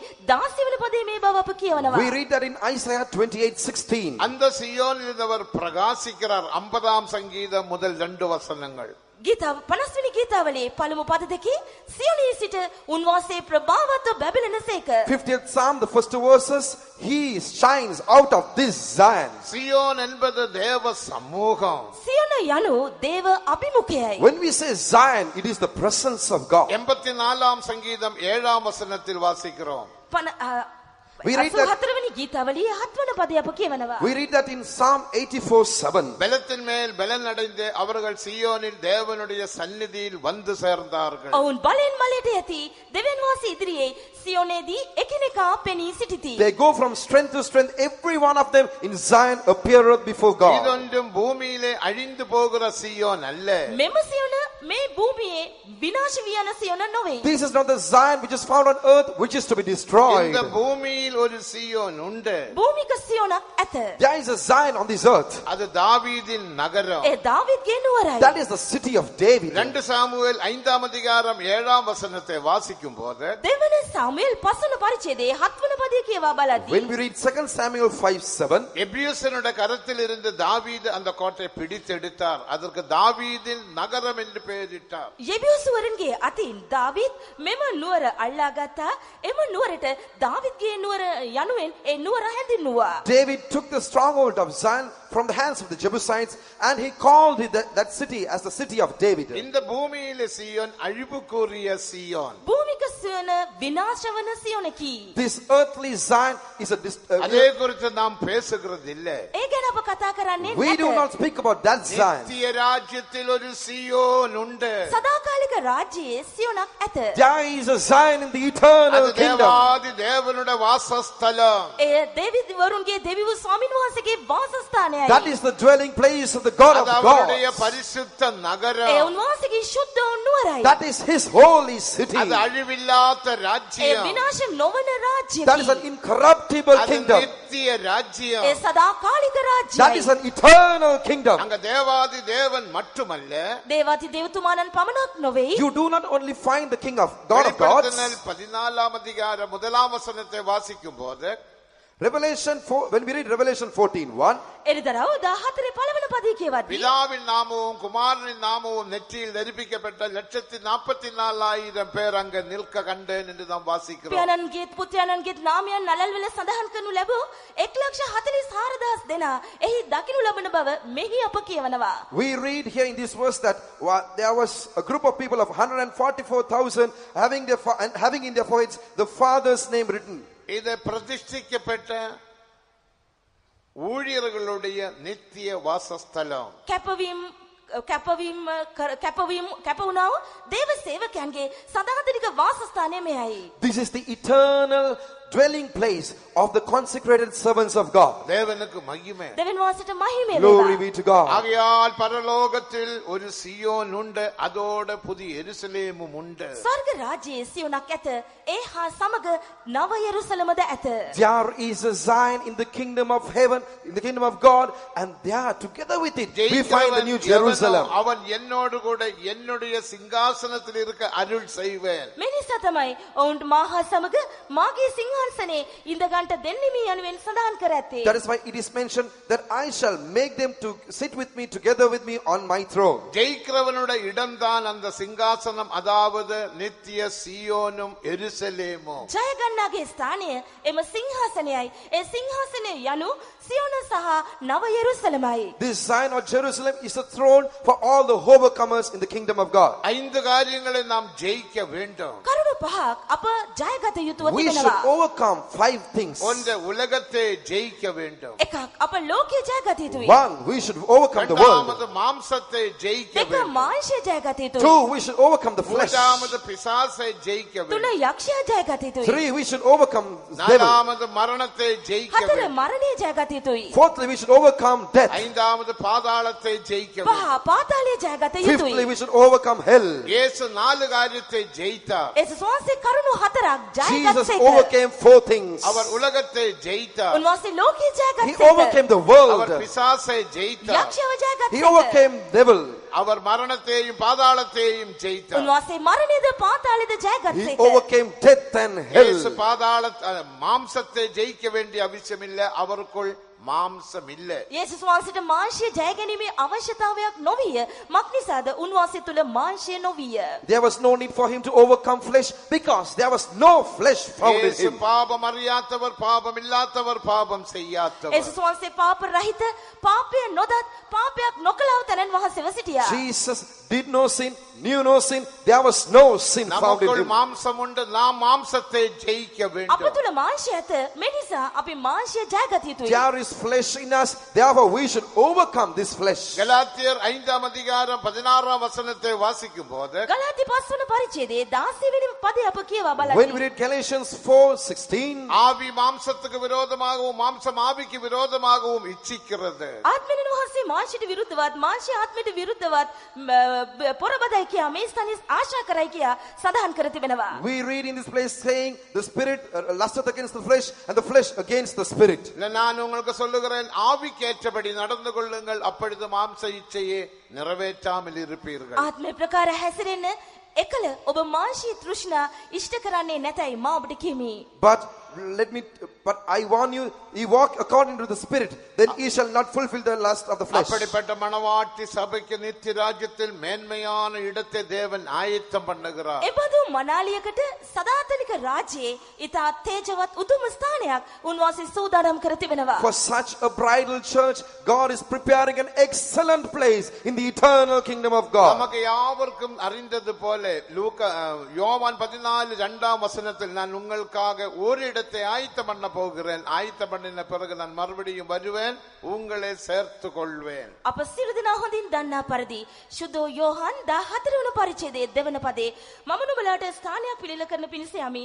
මම ගොස් නුඹලාට ස්ථානයක් පිළිල කරම් නම් මා සිටින තැන නුඹලාත් සිටින පිණිස නැවත ඇවිත් නුඹලා මා ළඟට ගන්නෙමි. As you all know, John 14:2 and 3, I go to prepare a place for you, and if I go and prepare a place for you, I will come again and receive you unto myself. அந்த நித்திய ராஜ்யத்திலே சியோனிலும் எருசலேமிலும் போய் சேர வேண்டுமானால் நீதிமான்களாக நாம் மாற்றப்பட வேண்டும். අන්නේම සදාතනික රාජ්‍යයේ යෙරුසලමට හා සියොනට ගොස් සේන්දු වන්නට නම් අප ධර්මිෂ්ඨයන් බවට පත්විය යුතුයි. If we are to go to this Zion and New Jerusalem found in the eternal kingdom of God, நீதி என்பது தேவனுடைய சுபாவம். ධර්මිෂ්ඨකම යනු දෙවියන් වහන්සේගේ ස්වභාවයයි. we should become righteous. This righteousness is the character or nature of God. நீதி பரிசுத்தத்தையும் வெளிப்படுத்துகிறது. ධර්මිෂ්ඨකම ශුද්ධකමත් එළිදරව් කරයි. This righteousness also depicts holiness. எப்படி நாம் நீதியை பெற்றுக்கொள்ள முடியும்? කෙලෙසද අප මේ ධර්මිෂ්ඨකම ලබා How ගන්නේ? can we receive this righteousness?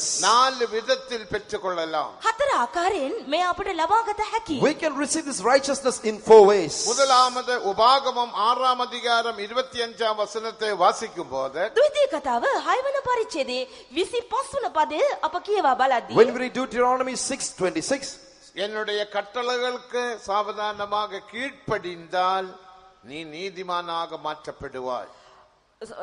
ස්වාමීන් වහන්සේ අපට අනකර තිබෙන ලෙස මේ මුළු ආඥාව පවත්වන්නට බලා ගනිමු නම් ඒ අපට ධර්මිෂ්ඨකම වන්නේය. එනම් ඔබ ධර්මිෂ්ඨකයෙක් වනවා ඇත. Deuteronomy 6:25, and it shall be a righteousness if we observe to do all these commandments before the Lord. தேவனுடைய கட்டளைகளுக்கு கீழ்ப்படிய வேண்டும். උන්වහන්සේගේ ආඥාවලට කීකරු විය යුතුයි. We should obey the commandments of God. தேவனுடைய கட்டளை என்ன?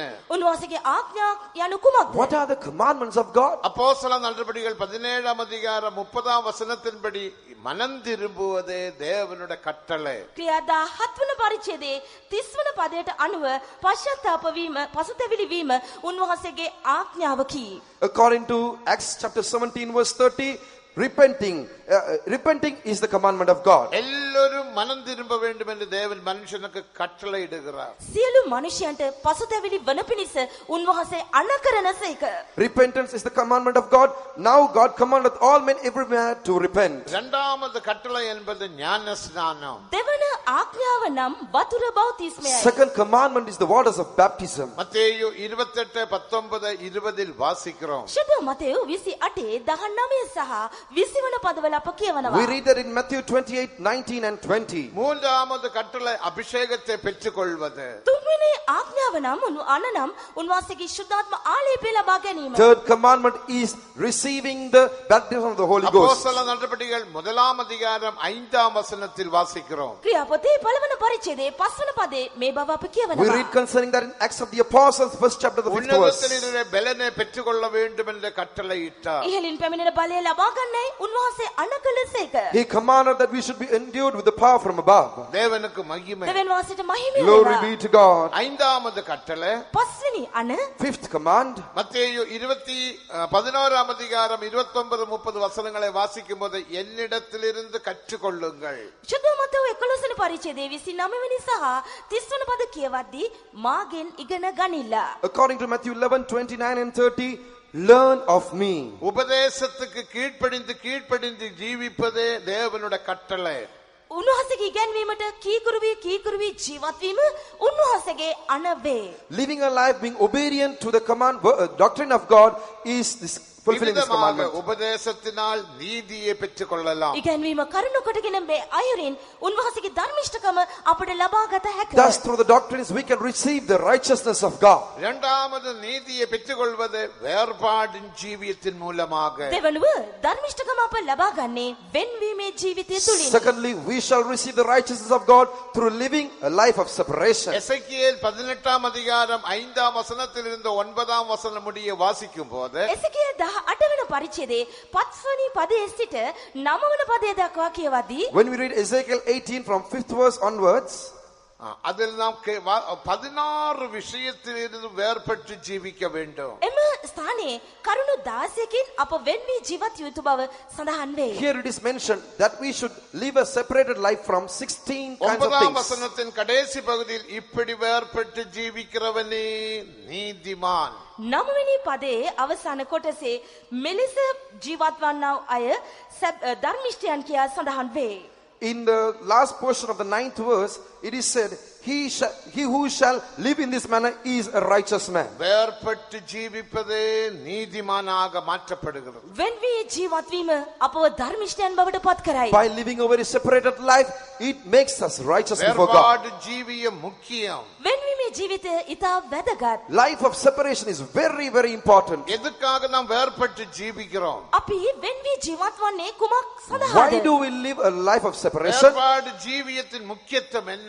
වෙන්වීමේ ජීවිතය ඇති වැදගත් භාවය What is කුමක්ද? the importance found in this life of இது separation? பழைய ஏற்பாட்டு பரிசுத்தவான்களுக்கு வெளிப்படுத்திய சத்தியம். පරණ කිවිසුමේ ශුද්ධවන්තයන්ට අනාවරණය කළා වූ සත්‍ය කිමේය. This is a truth revealed to the Old Testament saints. யாத்ராகமம் 19ஆம் அதிகாரம் 5-6 வசனங்களை வாசிக்கும் போது නික්මයම 19 වෙනි පරිච්ඡේදයේ 5 වන සහ 6 වන පද අප කියවා බලද්දී When we read Exodus 19:5 and 6, என்னுடைய சம்பத்தாகும்படி உன்னை நான் வேர் பிரித்தேன். මාගේ සම්පත වන පිණිස මම නුඹලා වෙන් කෙරුවෙමි.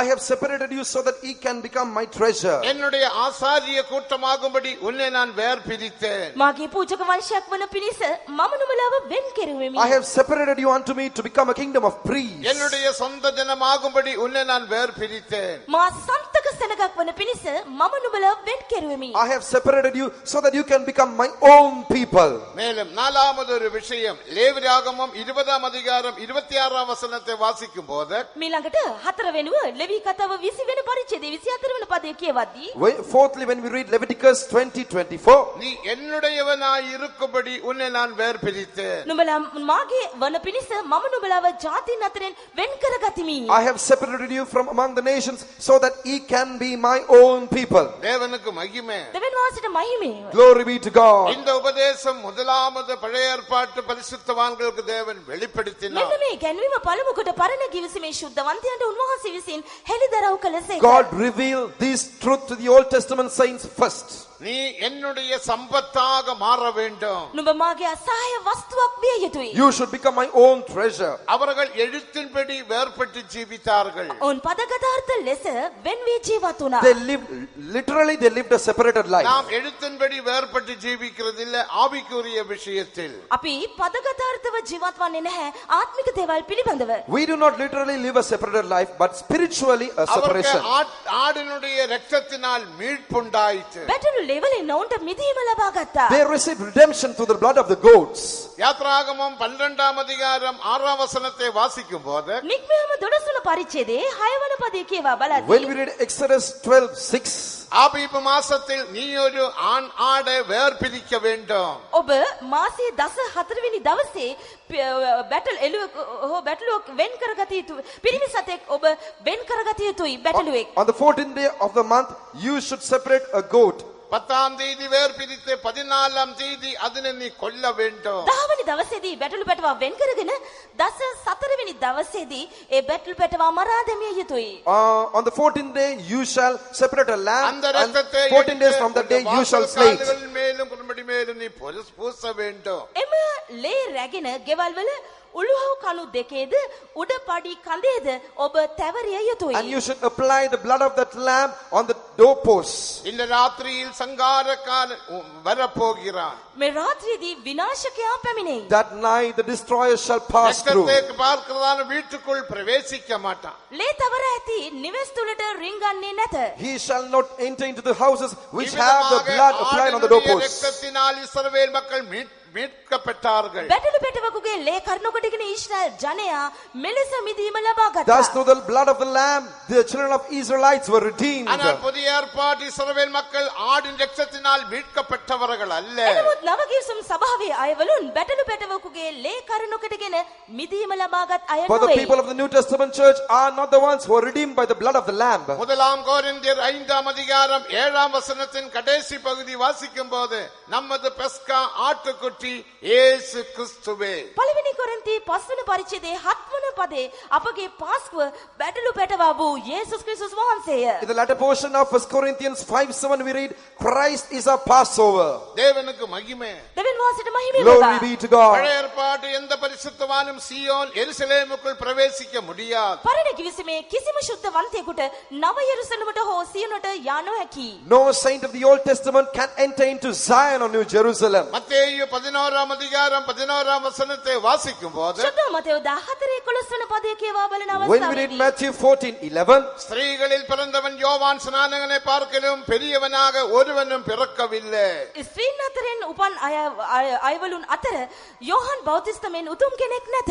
when we read Matthew 11:11, among them that are born of women, there hath not risen a greater than John the Baptist. ஆனால் பரலோக ராஜ்யத்திலே மிகவும் சிறியவன் யோவான் ஸ்நானகனை பார்க்கிலும் பெரியவன். 11 නමුත් ස්වර්ග රාජ්‍යයේ කුඩා තැනැත්තේ යෝහාන් බෞතිස්තට වඩා උතුම්ය. Nevertheless, he that is the least in the kingdom of heaven is greater than he. இந்த ஆழமான சத்தியம் இயேசு கிறிஸ்து சொன்னார். මේ ගැඹුරු සත්‍ය යේසුස් ක්‍රිස්තුස් වහන්සේ කීසේක. Jesus Christ revealed this deeper truth. தேவனுக்கு மகிமை. දෙවියන් වහන්සේට මහිම Glory be to God. ஸ்திரீகளில் பிறந்தவன் யோவான் ஸ்நானகனை பார்க்கிலும் பெரியவன் ஒருவனும் பிறக்கவில்லை. ස්ත්‍රීන්ගෙන් උපන්න වුන් අතරේ යෝහාන් බෞතිස්තට වඩා උතුම් කෙනෙක් තවත් නැත.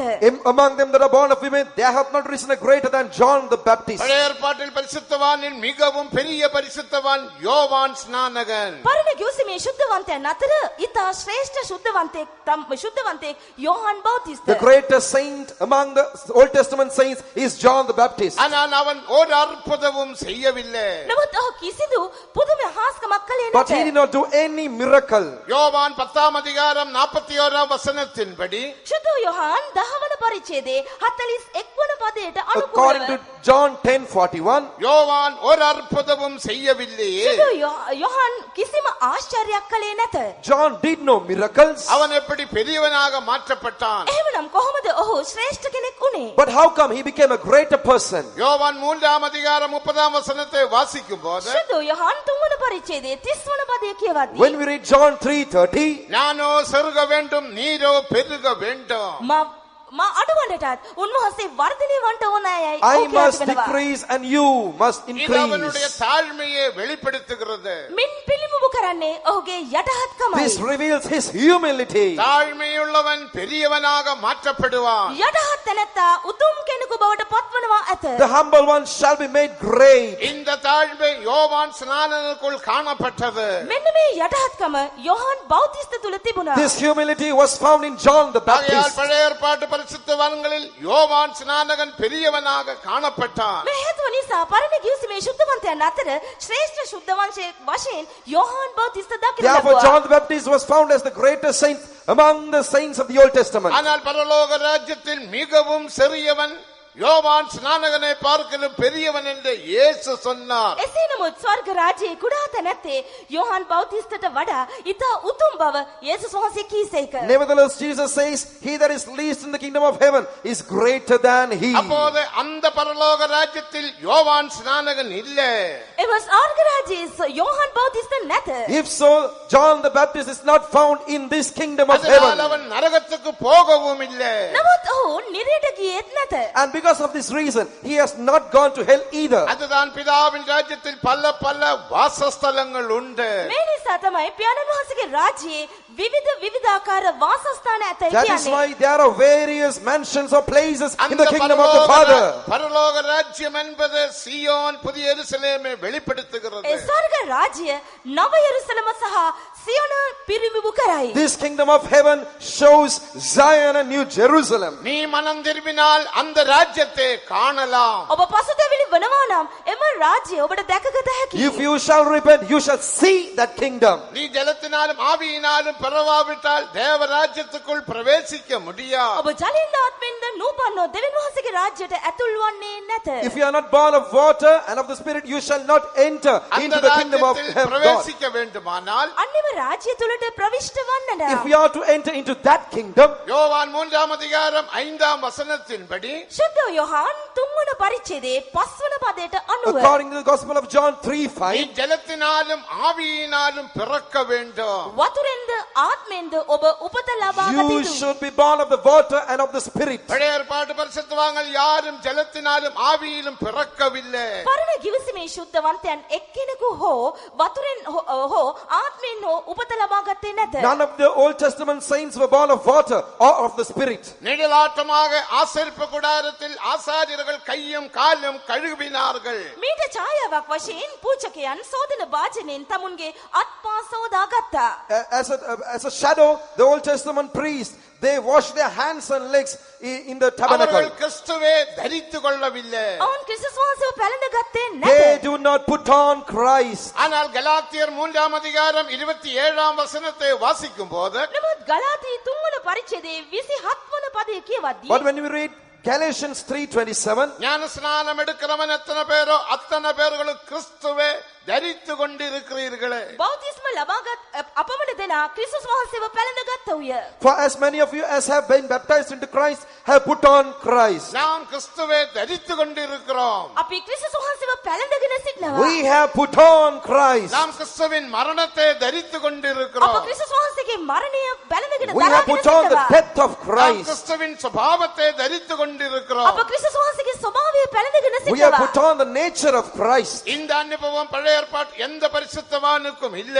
මෙම අත්දැකීම් පරණ කිව්සමේ ශුද්ධවන්තයන් එක්කෙනෙකුටව හෝ නැත. None of the Old Testament saints have this experience. பழைய ஏற்பாட்டு பிரமாணத்தின்படி ஒருவனும் பூரணப்படவில்லை. පරණ කිව්සමේ ව්‍යවස්ථාවට අනුකූලව එක්කෙනෙකු හෝ සම්පූර්ණත්වය කරා පැමිණියේ නැත. According to the law of the Old Testament, no one became perfect. கலாத்தியர் 2 அதிகாரம் 16 வசனத்தின்படி நியாய பிரமாணத்தினால் ஒருவனும் நீதிமானாக்கப்படவில்லை. ගලාති දෙවන පරිච්ඡේදයේ 16 වෙනි පදයට අනුකූලව ව්‍යවස්ථාවේ ක්‍රියා කරනු කොටගෙන එකම මිනිසෙක් හෝ ධර්මිෂ්ඨ කරනු ලැබුවේ නැත. According to Galatians 2:16, none were made perfect or righteous through the law. ஆனால் எபிரேயர் 10 அதிகாரம் 14 வசனத்தின்படி නමුත් හේබ්‍රෝ පොතේ 10 වෙනි පරිච්ඡේදයේ 17 වෙනි පදයට අනුකූලව But according to Hebrews 10:17, கிறிஸ்துவின் பலியினால் எல்லோரையும் பூரணப்படுத்தினார். 14 ක්‍රිස්තුස් වහන්සේගේ එක පූජාව කරන කොටගෙන සියලු දෙනා සම්පූර්ණ කළසේක. 14, for by one offering he hath perfected forever them that are sanctified. தேவனுக்கு மகிமை. දෙවියන් වහන්සේට Glory මහිමය. be to God. நம்முடைய பூரணம் கிறிஸ்துவுக்குள் இருக்கிறது. අපගේ සම්පූර්ණත්වය ක්‍රිස්තුස් වහන්සේ තුල තිබේ. Our perfection is in Christ. அந்த பூரணம் நீ பெற்றுக்கொள்ள එම வேண்டுமானால் සම්පූර්ණත්වය ඔබ ලබාගත If we යුතු are නම් to receive that நீ perfection, வளர வேண்டும். ඔබ වර්ධනය වී යුතුයි. you should grow. 2 பேதுரு 3 அதிகாரம் 18 வசனத்தை வாசிக்கும் போது දෙවන පේතෘස් 3 වන පරිච්ඡේදයේ 18 කියවදී When you read 2 Peter 3:18, கர்த்தராகிய இயேசு கிறிஸ்துவின் கிருபையிலும் அவரை அறிகிறதான அறிவிலும் வளருங்கள். ක්‍රිස්තුස් වහන්සේගේ කරුණාවෙහිද උන්වහන්සේව දැනගන්නා වූ දැනගැන්මෙහිද වර්ධනය වෙයල්ලා. grow in grace and in the knowledge of our Lord Jesus Christ. நாம் வளரும்படியாக தெய்வீக உபதேசங்கள் தேவன் நமக்கு தந்திருக்கிறார். අපගේ වර්ධනය වීම උදෙසා දිව්‍යමය ඉගැන්වීම් උන්වහන්සේ අපට ලබා දී තිබෙනවා. God has given us divine doctrines so that we should grow. தலையாகிய கிறிஸ்துவுக்குள் எல்லாவற்றிலேயும் வளரும்படி 5 விதமான உத்தியோகஸ்தர்களை தந்தார் என்று நேற்றைக்கு கேட்டோம். හිස නම් වූ ශරීරයේ සියල්ලෙහිම අප ඊට එක්ව වර්ධනය වීම සඳහා තනතුරු පහක් සභාවේ උන්වහන්සේ අපට ලබා දී තිබෙන බව ඊයේ රාත්‍රී අප ඇසුවා. Yesterday we heard God has granted us 5 offices so that we should grow in Christ, the head of the church. ஆனபடியினால் அப்படிப்பட்டதான ஐக்கியத்தில் நாம் ஐக்கியப்பட்டு உபதேசத்தில் வளர வேண்டும். එවැනි සහභාගිකමේට ඒකත්වයක් දක්වමින් උන්වහන්සේගේ ඉගැන්වීමෙහි අප වර්ධනය විය යුතුයි. We should join together in such a fellowship or unity and grow in it. வேறுபாடு ஜீவியத்தில் ஐக்கியப்பட வேண்டும். වෙන්වීමේ ජීවිතයට සහභාගිකම් දැක්විය යුතුයි. We should be united in the doctrine of life of separation. முற்றிலும் பரிசுத்தமாக்கப்படுவதில் ஐக்கியப்பட வேண்டும். සහ මුලින්ම පවිත්‍ර කරනු ලැබීමට අප සහභාගිකම් දැක්විය යුතුයි. We should be united into entirely being sanctified. முற்றும் ஜெயம் கொள்ளுகிறோம் என்ற விஷயத்தில் ஐக்கியப்பட வேண்டும். අතිශයින්ම ජය ගන්නන් කියනව කාරණේ පිළිබඳවද අප සහභාගිකම් දැක්විය යුතුයි. We should be united into becoming more than conquerors. உண்மையான ஐக்கியத்தில் நீ காணப்படும் போது සැබෑ සහභාගිකමේ ඔබ පවතිද්දී When you are found in the right unity of fellowship, உபதேசத்தில் காணப்படும் போது ඉගැන්වීමෙහි ඔබ පවතින කල when you are found steadfast in the doctrine, யோவான் 14 அதிகாரம் 23 வசனத்தின்படி நாங்கள் உனக்குள் வந்து வாசம் பண்ணுவோம். යොහන් 10:21ට අනුකූලව අප පැමිණ ඔබ තුල වාසය කරන්නෙමු. according to John 14:21, we shall come into you and dwell in you. உண்மையான ஐக்கியத்தில் வந்தால் மட்டும்தான் நீ வளர முடியும். සැබෑ සහභාගීකම තුලට ඔබ ඇතුල් වුවොත් පමණයි ඔබට වර්ධනය වීමට හැකියාව ලැබෙන්නේ. Only if you come into the right fellowship would you be able to grow. வேறுபாடு ஜீவியம் தெய்வீக சுகமளிக்கும் தெய்வீக சுகம் போன்ற உபதேசங்கள் முக்கியமான உபதேசங்கள். වෙන්වීමේ ජීවිතය දිව්‍ය සෙවී ඉගැන්වීම යන ඉගැන්වීම් ඉතා වැදගත් වූ ඉගැන්වීම් වේ. Doctrine of the life of separation, doctrine of divine healing are very, very essential, important doctrines. இது வெறும் சிம்பிளான உபதேசங்கள். මේවා ඉතාමත් පහසු ඉගැන්වීම් වශයෙන් දකිනු These are ලබනවා. very simple doctrines. தேவனுக்கு மகிமை. දෙවියන් වහන්සේට මහිමය. Glory be to God. தெய்வீக சுகம் என்று சொன்னால் அர்த்தம் என்ன? දිව්‍ය සුවේ යන්නේහි අරුත කුමක්ද? What does it mean by saying divine healing? முதலாவது தெய்வீக ஆரோக்கியம். පළවෙනිම දිව්‍යමය නිරෝගී භාවය. Firstly, divine health. தெய்வீக ஆரோக்கியத்துக்கு தெய்வீக சந்தோஷம் தேவை. දිව්‍යමය නිරෝගී භාවය ලැබීමට දිව්‍යමය ප්‍රීතිය අවශ්‍ය For කරයි. divine health, you need divine happiness or joy. தெய்வீக சந்தோஷத்துக்கு தெய்வீக சுபாவம் தேவை. දිව්‍යමය සන්තෝෂය සඳහා දිව්‍යමය ස්වභාවය අවශ්‍යයි. For divine joy, you need divine characters. தெய்வீக சுபாவத்துக்கு ஆழமான சுத்திகரிப்பு தேவை. දිව්‍යමය ස්වභාවය සඳහා ගැඹුරු වූ පවිත්‍ර වීමක් For අවශ්‍යයි. divine nature, you need a deep sanctification. ஆம், தேவனுக்கு மகிமை. දෙවියන් වහන්සේට මහිමය වේවා. Glory be to God. அதனால யாக்கோபு 5ஆம் அதிகாரம் 16ஆம் வசனத்தை வாசிக்கும் போது යාකෝබ පොතේ 5 වන පරිච්ඡේදයේ 16 වන පදය අප කියවා When we read බලමු. James 5:16, நீங்கள் சொஸ்தம் அடையும் படிக்க நுபலா உங்கள் குற்றங்களை ஒருவருக்கொருவர் அறிக்கையிடுங்கள். விசுவாசமுள்ள ஜெபம் பிணியாளியை ரட்சியும். එබැවින් නුඹලාගේ වරද එකිනෙකාට කියාදී සුව ලබන පිණිස එකිනෙකා උදෙසා යාඥා කරපල්ලා. ධර්මිෂ්ඨ මනුෂ්‍යෙක් ඔප්පු කරන උනන්දු කන්නලව්ව කරන කොටගෙන මහත් දේශිත වෙයි. confess your faults one to another and pray for one another that ye may be healed. The effectual prayer of the fervent shall save the sick. தேவனுக்கு மகிமை. உங்கள் குற்றங்களை ஒருவருக்கொருவர் அறிக்கையிடுங்க. නුඹලාගේ වරද එකිනෙකාට කියා සිටින්න. Confess your faults one to another. இன்றைக்கு நீ தெய்வீக சுகத்தில் இருக்கிறாய். எத்தனையோ கசப்புகள், எத்தனையோ கோபங்கள், மூர்க்கங்கள், பிரிவினைகள், வைராக்கியங்கள், சந்தேகங்கள், அபிசுவாசம். இல்லையா? අද ඔබ சொந்த දිව්‍ය மனைவியோடு பேசாதவங்க இருக்கிறாங்க. අද ඔබ வியாபாரம் எடுப்பாங்க, மனைவியோடு பேச மாட்டாங்க. என்ன ஐக்கியம்? தேவனுக்கு மகிமை, தெய்வீக சுகம், මගිමියාන උපදේශம். අද ඔබ දිව්‍යස්වේ සිටිනවා තිත්තකම ඊර්ෂ්‍යාව වෛරය තමාගේම පිරිය සමග තමාගේම පුරුෂයා සමග කතා නොකර එකම නිවසේ රැඳී සිටිනවා. එසේ නමුත් දිව්‍යස්වේ රැඳී සිටිනවා. දිව්‍යස්වේ වනාහි ඊටමත් වටිනා උතුම් ඉගෙන්වීමක් වශයෙන් Today you are දක්වනවා. found in divine healing, having all sorts of bitterness and anger and revenge in your heart against your own husband and wife. This doctrine of divine healing is a glorious doctrine. ஒருவனுக்கு பயங்கர வியாதி. එක්කෙනෙකුට ඊටමත් දරුණු රෝගයක්. One has a very fatal sickness. வியாதியோட காரணமும் எனக்கு தெரியும். ඊට හේතුව කාරණයක් මා හොඳින් දැන I සිටියා. know the reason for it also. ஐயா, ஓய் கொஞ்சம் மன்னிப்பு கேளுங்களே. සහෝදරයා ගොස් කමාවිල්ලන්න සමගි වෙන්න. Brother, please go and ask forgiveness and reconcile with him. பயங்கர காலில் பயங்கர வியாதி. දෙපවල භයානක රෝගයක්. There are some dangerous, very serious மருந்து sickness in எடுக்க his legs. மாட்டாரு. மருந்து எடுக்க மாட்டாரு. He will not take any medicine. භාවිතා නොකරයි. சிலரோட தெய்வீக சுகம் தான். நான் மருந்து எடுக்க மாட்டேன். දිව්‍යස්වේ මම බෙහෙත් ගන්නේ නැහැ. If you ask, I'm on divine healing, I do not take medication. மருந்து எடுத்தா காசு ஆயிடும், பணம் ஆயிடும். அதனால நீ மருந்து எடுக்கிறது இல்ல. මුදල් බෙහෙත් ගන්න ගියොත් මුදල් වැය කරන්න වෙනවා. කඩසීල. එනිසා බෙහෙත් If නොගන්න. you have to take medicine, you have to spend money. So you don't take medicine. காரணம் அவருக்கு கொஞ்சம் கோபம். ඔහුට මදක් කිපෙන සුළු ගතියක් තිබෙනවා. But he has a quick temper. டிஸ்டன்ஸ்ல தான் நான் பேசினேன். கொஞ்சம் டிஸ்டன்ஸ். சிலப்போ கோபிச்சு வந்து பட்டான்னு அடிச்சாலும் அடிப்பாரு. அதனால கொஞ்சம் distance. Sometimes he can beat me, so I just place some distance between ඔහු us කෝප and spoke වුණොත් to him. විගසින් පහර දෙන්නත් ඉඩ තිබෙනවා. මේ නිසා මම ඔහුට අතර යම් දුරක් තබා කතා කෙරෙමි. இந்த பிரதல தட்டுற மாதிரி ஒன்றும் தட்டவில்லை. தட்டினா என்ன தட்டிடுவாரு. தேவனுக்கு மகிமை. தேவன் வாசலுக்கு மகிமை ஐயா, தேவா. கொஞ்சம் அந்த ஆள்கிட்ட போய் மன்னிப்பு கேளுங்க. அப்ப எங்கள்ட ஜெபம் பிரயோஜனப்படும் ஐயா. தயவு செய்து சொன்னதுதான் சாடி எழும்பி என்னை ஒரு விரட்டி சத்தாலும் சரி மன்னிப்பு கேட்க மாட்டேன். ඔහුට මා කිව්වා සහෝදරයා මදක් කරුණා කර ගොස් ඔබ අසවල් සහෝදරයාට කමාවිල්ලා සමගි වන්න කියා මා කීවා පමණයි ඔහු එක පාරක් සැරයක් මට සැර කරන්න පටන් ගත්තා. මම නම් කමාවිල්ලන්ට යන්නේ නැත කියා කිව්වා. I humbly requested that brother, please go and ask for forgiveness and reconcile with him. Then our prayers will be of some use and you will receive deliverance. He immediately made a big noise and said, no, even if I die, I won't go and ask forgiveness. அப்படியே இறந்துட்டாரு. එහෙම ඔහු මිය ගියා. In the same state he தெய்வீக died. சுகத்தில் இருக்கிறாங்க.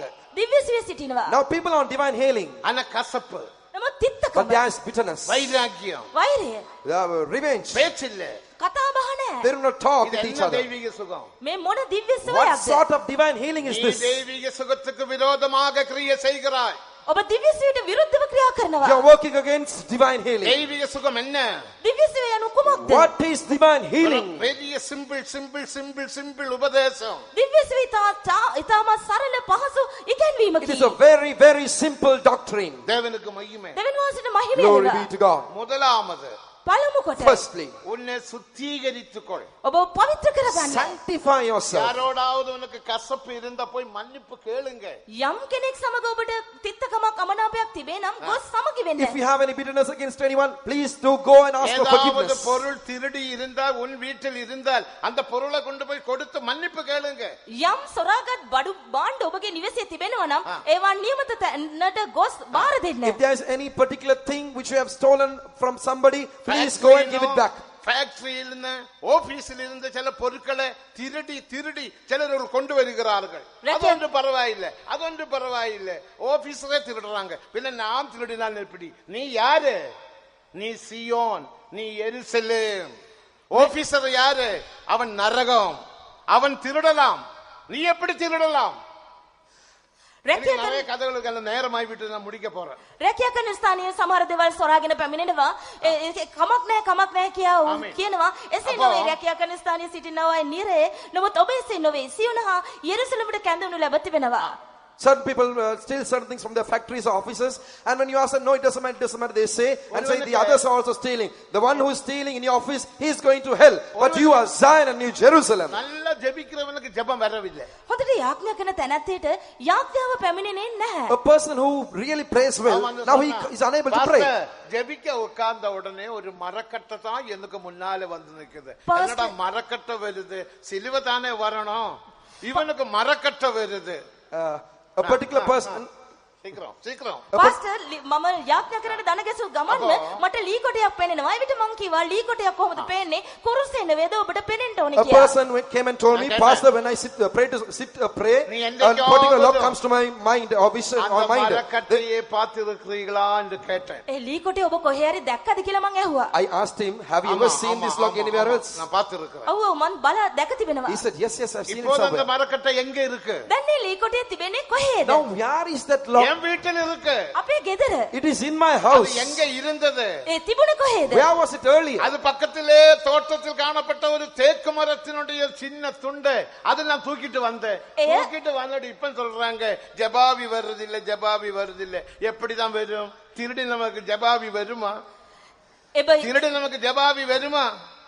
வராது.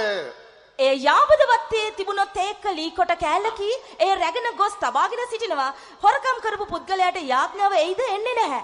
This teak log was found in the neighbor's garden. He had stolen it and kept it in his house. So if this one keeps this thing in his house, stealing it, how can he get the spirit of prayer to pray? முதலாவது அந்த கட்டையை கொண்டு கொடுத்து அந்த ஐயா கிட்ட போய் மன்னிப்பு கேளு. පළමුකට ලී කොට ගෙන ගොස් ඒ සහෝදරයාට බාර දී කමාවිල්ලන්න. I told him, first take this log and give it to the owner and ask forgiveness from him. இவர் நல்ல ஒரு மனுஷன். ඔව් ඉතා හොඳ පුද්ගලයෙක්. He is a very good believer. பக்கத்துல வீட்டுக்காரர் நல்ல மனுஷன். அவர் பெரிய பணக்காரர். අසල්වැසි පුද්ගලයාද යහපත් පොහොසත් මිනිසෙක්. Even the neighbor was a very good rich man. போய் கொடுத்த ஐயா உங்களோட தோட்டத்துல இந்த கட்டை கடந்து நான் ஒரு ஸ்டூல் செய்யலாம் நினைச்சு எடுத்துட்டு போனேன். ஆனா எனக்கு இது கொண்டு போனதுல இருந்து ஜபாவி இல்ல. என்கிட்ட பாச சொல்லிட்டாரு. திருப்பி கொண்டு கொடுத்து அவர்கிட்ட மன்னிப்பு கேட்க சொல்லி உடனே பாருங்க, ஐயோ இவ்வளவு நல்ல மனுஷன், ഈ കട്ട എനിക്ക് വേണ്ടപ്പാ, നീ കൊണ്ടുപോ. നീ എതൊക്കെ കൊണ്ടുപോനെ? സ്റ്റൂളുക്ക് തന്നെ ഞാൻ ഉനക്ക് 6 നാற்காலி വാങ്ങിത്തരேன், 6 சின்ன டேபிள் வாங்கித்தரேன்னு சொல்லி வாங்கி கொடுத்தார். மன்னிப்பு கேட்டா பாருங்க ஸ்டூல் கிடைக்கும். நீ திருடினா ஒரு ஸ்டூலும் கிடைக்காது. This brother, he had taken the log and gone to the owner and told him, please forgive me, I found this in your garden and I took it to make a stool for myself. Amen. Then my pastor, then I lost my spirit of prayer. When I told this to my pastor said, go give this and reconcile with him. And so I brought this, please do forgive me. And then the owner told me, you please take it with you, you are a very good man, and you took it to make a stool. I will buy you 6 chairs and 6 stools. You take this and fulfill your purpose.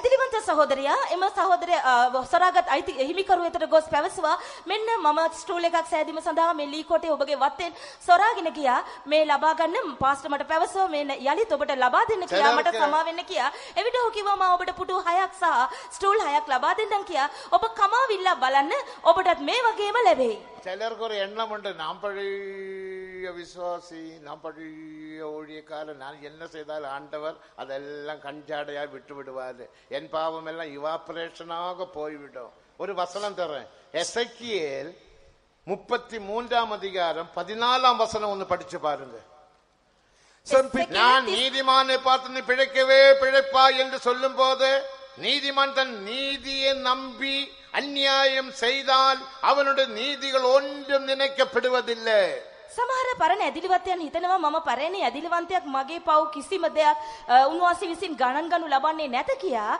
එසේකියල් 33 වන පරිච්ඡේදයේ 14 කියා තිබෙනවා නුඹ නසිනවම ඇතයි මා විසින් දුෂ්ටයට කී විට ඔහු තමාගෙන් පාපෙන් හැරි යුක්තියද ධර්මිෂ්ඨකමද කළොත් ඔහු නොනැසී ජීවත් වන්නේය කියා Certain people, certain believers, certain old believers and old workers, they say whatever I do God will wink at me and he will not take anything into consideration and they think their sins will get evaporated. But when we read Ezekiel 33:14, it is said, when I say unto the wicked, thou shalt surely die, if he turn from his sin and do that which is lawful and right. நீதியை நம்பி அநியாயம் செய்தால் உன் நீதிகள் ஒன்றும் நினைக்கப்படுவதில்லை 13th verse 13ஆம் வசனம் 13 වන පදය If he trust his own righteousness and commit iniquity, all his righteousness shall not be remembered. But for his iniquity that he hath committed, he shall die for it. ඔහු තමාගේ ධර්මිෂ්ඨකම කෙරෙහි විශ්වාස කරමින් අයිතුකම් කළොත් ඔහුගේ සියලු ධර්මිෂ්ඨකම් සිහි කරනු නොලබන්නේය. ஆகையால் நம்முடைய ஜீவியம் நீதியுள்ள ஜீவியமாக மாறட்டும். අපගේ ජීවිතය ධර්මිෂ්ඨ ජීවිතයක් බවට පත් Therefore, වේවා. let our lives be transformed as a righteous one. உபதேசத்துக்கு கீழ்ப்படிவோமாக. ඉගැන්වීමට කීකරු වෙමු. Let us obey the doctrines. வேறுபட்டு ஜீவிப்போமாக. වෙන් වී ජීවත් වෙමු. Let us live a life of separation. மூன்றாவது நீதியின் கிரியைகள் செய்வோமாக. පළමුවෙන්ම ධර්මිෂ්ඨකමේ ක්‍රියා කරමු. Thirdly, let's do works of righteousness. நாலாவது எப்போதும் சுத்திகரிப்போமாக. සෑම විටම හතර වෙනුව පවිත්‍ර Fourthly, let වෙමු. us always sanctify ourselves. நீ பாவம் செய்தாலும் செய்யாவிட்டாலும் சுத்திகரிக்க வேண்டியது அவசியம். පව් කළත් නැතත් අනිවාර්යෙන්ම ඔබ පවිත්‍ර වීම අත්‍යවශ්‍ය Whether you කරුණකි. commit sin or not, it is very essential that you sanctify yourself. தானியேல் பாவம் செய்யாத தேவனுடைய மனுஷன். දානියෙල් වනාහි පව් නොකළා වූ දෙවියන් වහන්සේගේ මිනිසෙකි. Daniel was a man of God who never committed ஆனால் sins. தானியேலின் புஸ்தகம் 9ஆம் அதிகாரத்தில் பாபாரிக்கை செய்தார். දානියෙල් 9 වන පරිච්ඡේදයේ පව් කියා සිටීම සිදු කළ බව සඳහන් වේ. In the 9th chapter of Daniel here he confesses and sanctifies himself. பாபாரிக்கை செய்வது தேவனுக்கு பிரியமான காரியம். පව් කියා සිටීම උන්වහන්සේට ප්‍රසන්නදායක ක්‍රියාවකි. Making a confession of sin is a very pleasant thing unto the தானியேலே Lord. நீ மிகவும் பிரியமானவன் 22ஆம் வசனம். 22 වන පදයේ කියා තිබෙනවා ඔබ බොහෝ සෙයින් මට ප්‍රසන්න පුද්ගලෙකි. In the 22nd verse we read, "O Daniel, thou art very beloved." ஆகையால் நீதியில் வளரும்படிக்கு நீதியின் உபதேசங்களுக்கு சட்ட பிரமாணங்களுக்கு கீழ்ப்படிந்து ஜீவிக்க வேண்டும். வேறுபட்டு ஜீவிக்க வேண்டும். நீதியின் கிரியைகள் செய்ய வேண்டும். நீதியில் நம்மை சுத்திகரிக்க வேண்டும். ධර්මිෂ්ඨකමේ වර්ධනය වීම සඳහා ධර්මිෂ්ඨකමේ ක්‍රියා කළ යුතුයි. ධර්මිෂ්ඨකමට අපව බාර කළ යුතුයි. වෙන්වීමේ ඉගැන්වීම් වලට අනුකූලව අප ජීවත් විය යුතුයි. අපව පවිත්‍ර කර ගැනීමටත් වග බලා ගත යුතුයි. Therefore, in order to grow in righteousness, we should obey the commandments of God. We should preserve the life of separation. We should do the works of righteousness and sanctify ourselves always. நாம் சுத்திகரிக்கணும். சுத்திகரிக்க வசனம் எங்க இருக்கு? அப்போ 1 கொரிந்தியர் பரிசுத்த 6ஆம் அதிகாரம் 9 10 11 வசனம். පළවෙනි කොරින්ති 6 6 වෙනි පරිච්ඡේදයේ 9 10 11. 9 සහ 10 11 කියන පද පවිත්‍ර වීම පිළිබඳව. When we read 1 Corinthians 6, 9, 10 and 11, we shall read about the cleansing or sanctification. நீங்களும் இப்படிப்பட்டவர்களாய் இருந்தீர்கள். ஆகிலும் இயேசுவின் நாமத்தினாலும் அவருடைய ஆவியினாலும் கழுவப்பட்டீர்கள். நீதிமான்களாக்கப்பட்டீர்கள். பரிசுத்தவான்களாக்கப்பட்டீர்கள். නුඹලාගෙන් සමහරු ඒ බන්ධව සිටියෝය.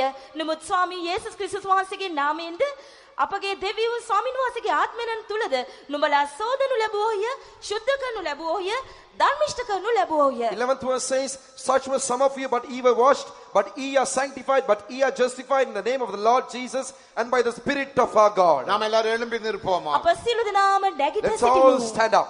ஒரு 5 நிமிடத்துக்குள்ள கூட்டத்தை முடிக்க போறோம். විනාඩි 5කින් අප මේ රැසීම අවසන් කරන්නට We are යනවා. going to conclude this service in another 5 minutes time. வாசஸ்தலத்தில் நாம் போய் சேருவோமாக. අපි අපගේ වාසස්ථානයට ගොස් සේන්දුවෙමු. Let's all go and enter into a அப்பொழுது dwelling நீதிமான்கள் place. பிதாவின் ராஜ்யத்தில் சூரியனை போல பிரகாசிப்பார்கள். එකල පියාණන් වහන්සේගේ රාජ්‍යයේ ධර්මිෂ්ඨයෝ සූර්යමෙන් බැබලෙනවා Then ඇත. shall the righteous shine forth as the sun in the kingdom of their Father. யாராவது யாரோடாவது கசப்புகள் வைராகியங்கள் இருந்தால் இப்போதே நீ தீர்மானம் பண்ணிக்கொள்ளுங்க.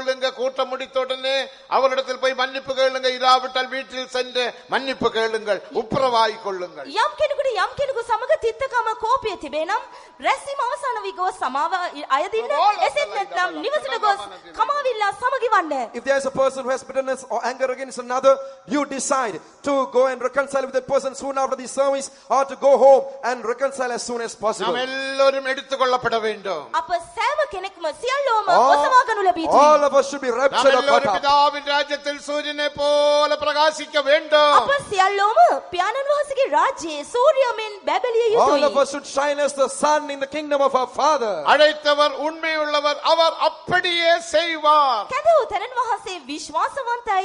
උන්වහන්සේ එය එසේම ඉෂ්ටද කරන He that සේක. has called us is faithful, he shall perform it. யாரெல்லாம் தீர்மானம் பண்ணுகிறீர்களோ அவர் மேல் தேவனுடைய ஆவி வந்து இறங்க போகிறது. 2 நிமிடங்கள் மட்டும். කවුරු තීරණය කරනවද? එවන් අය මතට Kabbalah, වාසිකාලේ Kabbalah, බැසෙනවා Kabbalah. විනාඩි 2ක් පමණි. On all those who are designed, the Spirit of God is descending for just 2 minutes.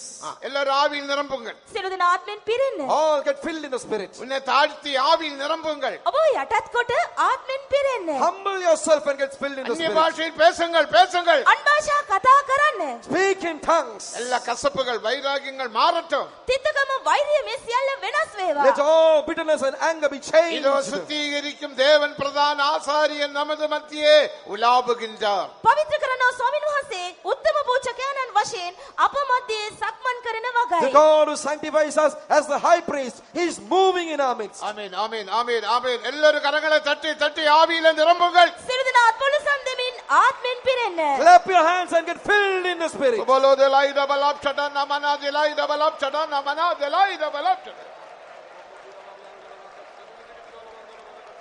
சுத்தம் செய்யும் சுத்தம் செய்யும் சுத்தம் செய்யும் சுத்தம் செய்யும் சுத்தம் செய்யும்.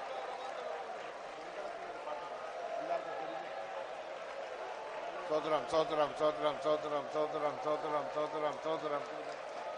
அடுத்து சிங்களம். சிங்களத்தில் சோதரம் சோதரம் சோதரம் சோதரம் சோதரம் சோதரம் சோதரம்.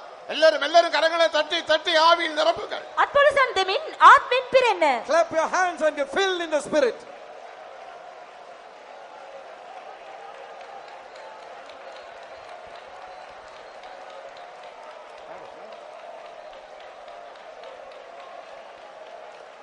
शुद्धात्मय वगुरा ඔබගේ ප්‍රේමෙන් මා පුරවන්.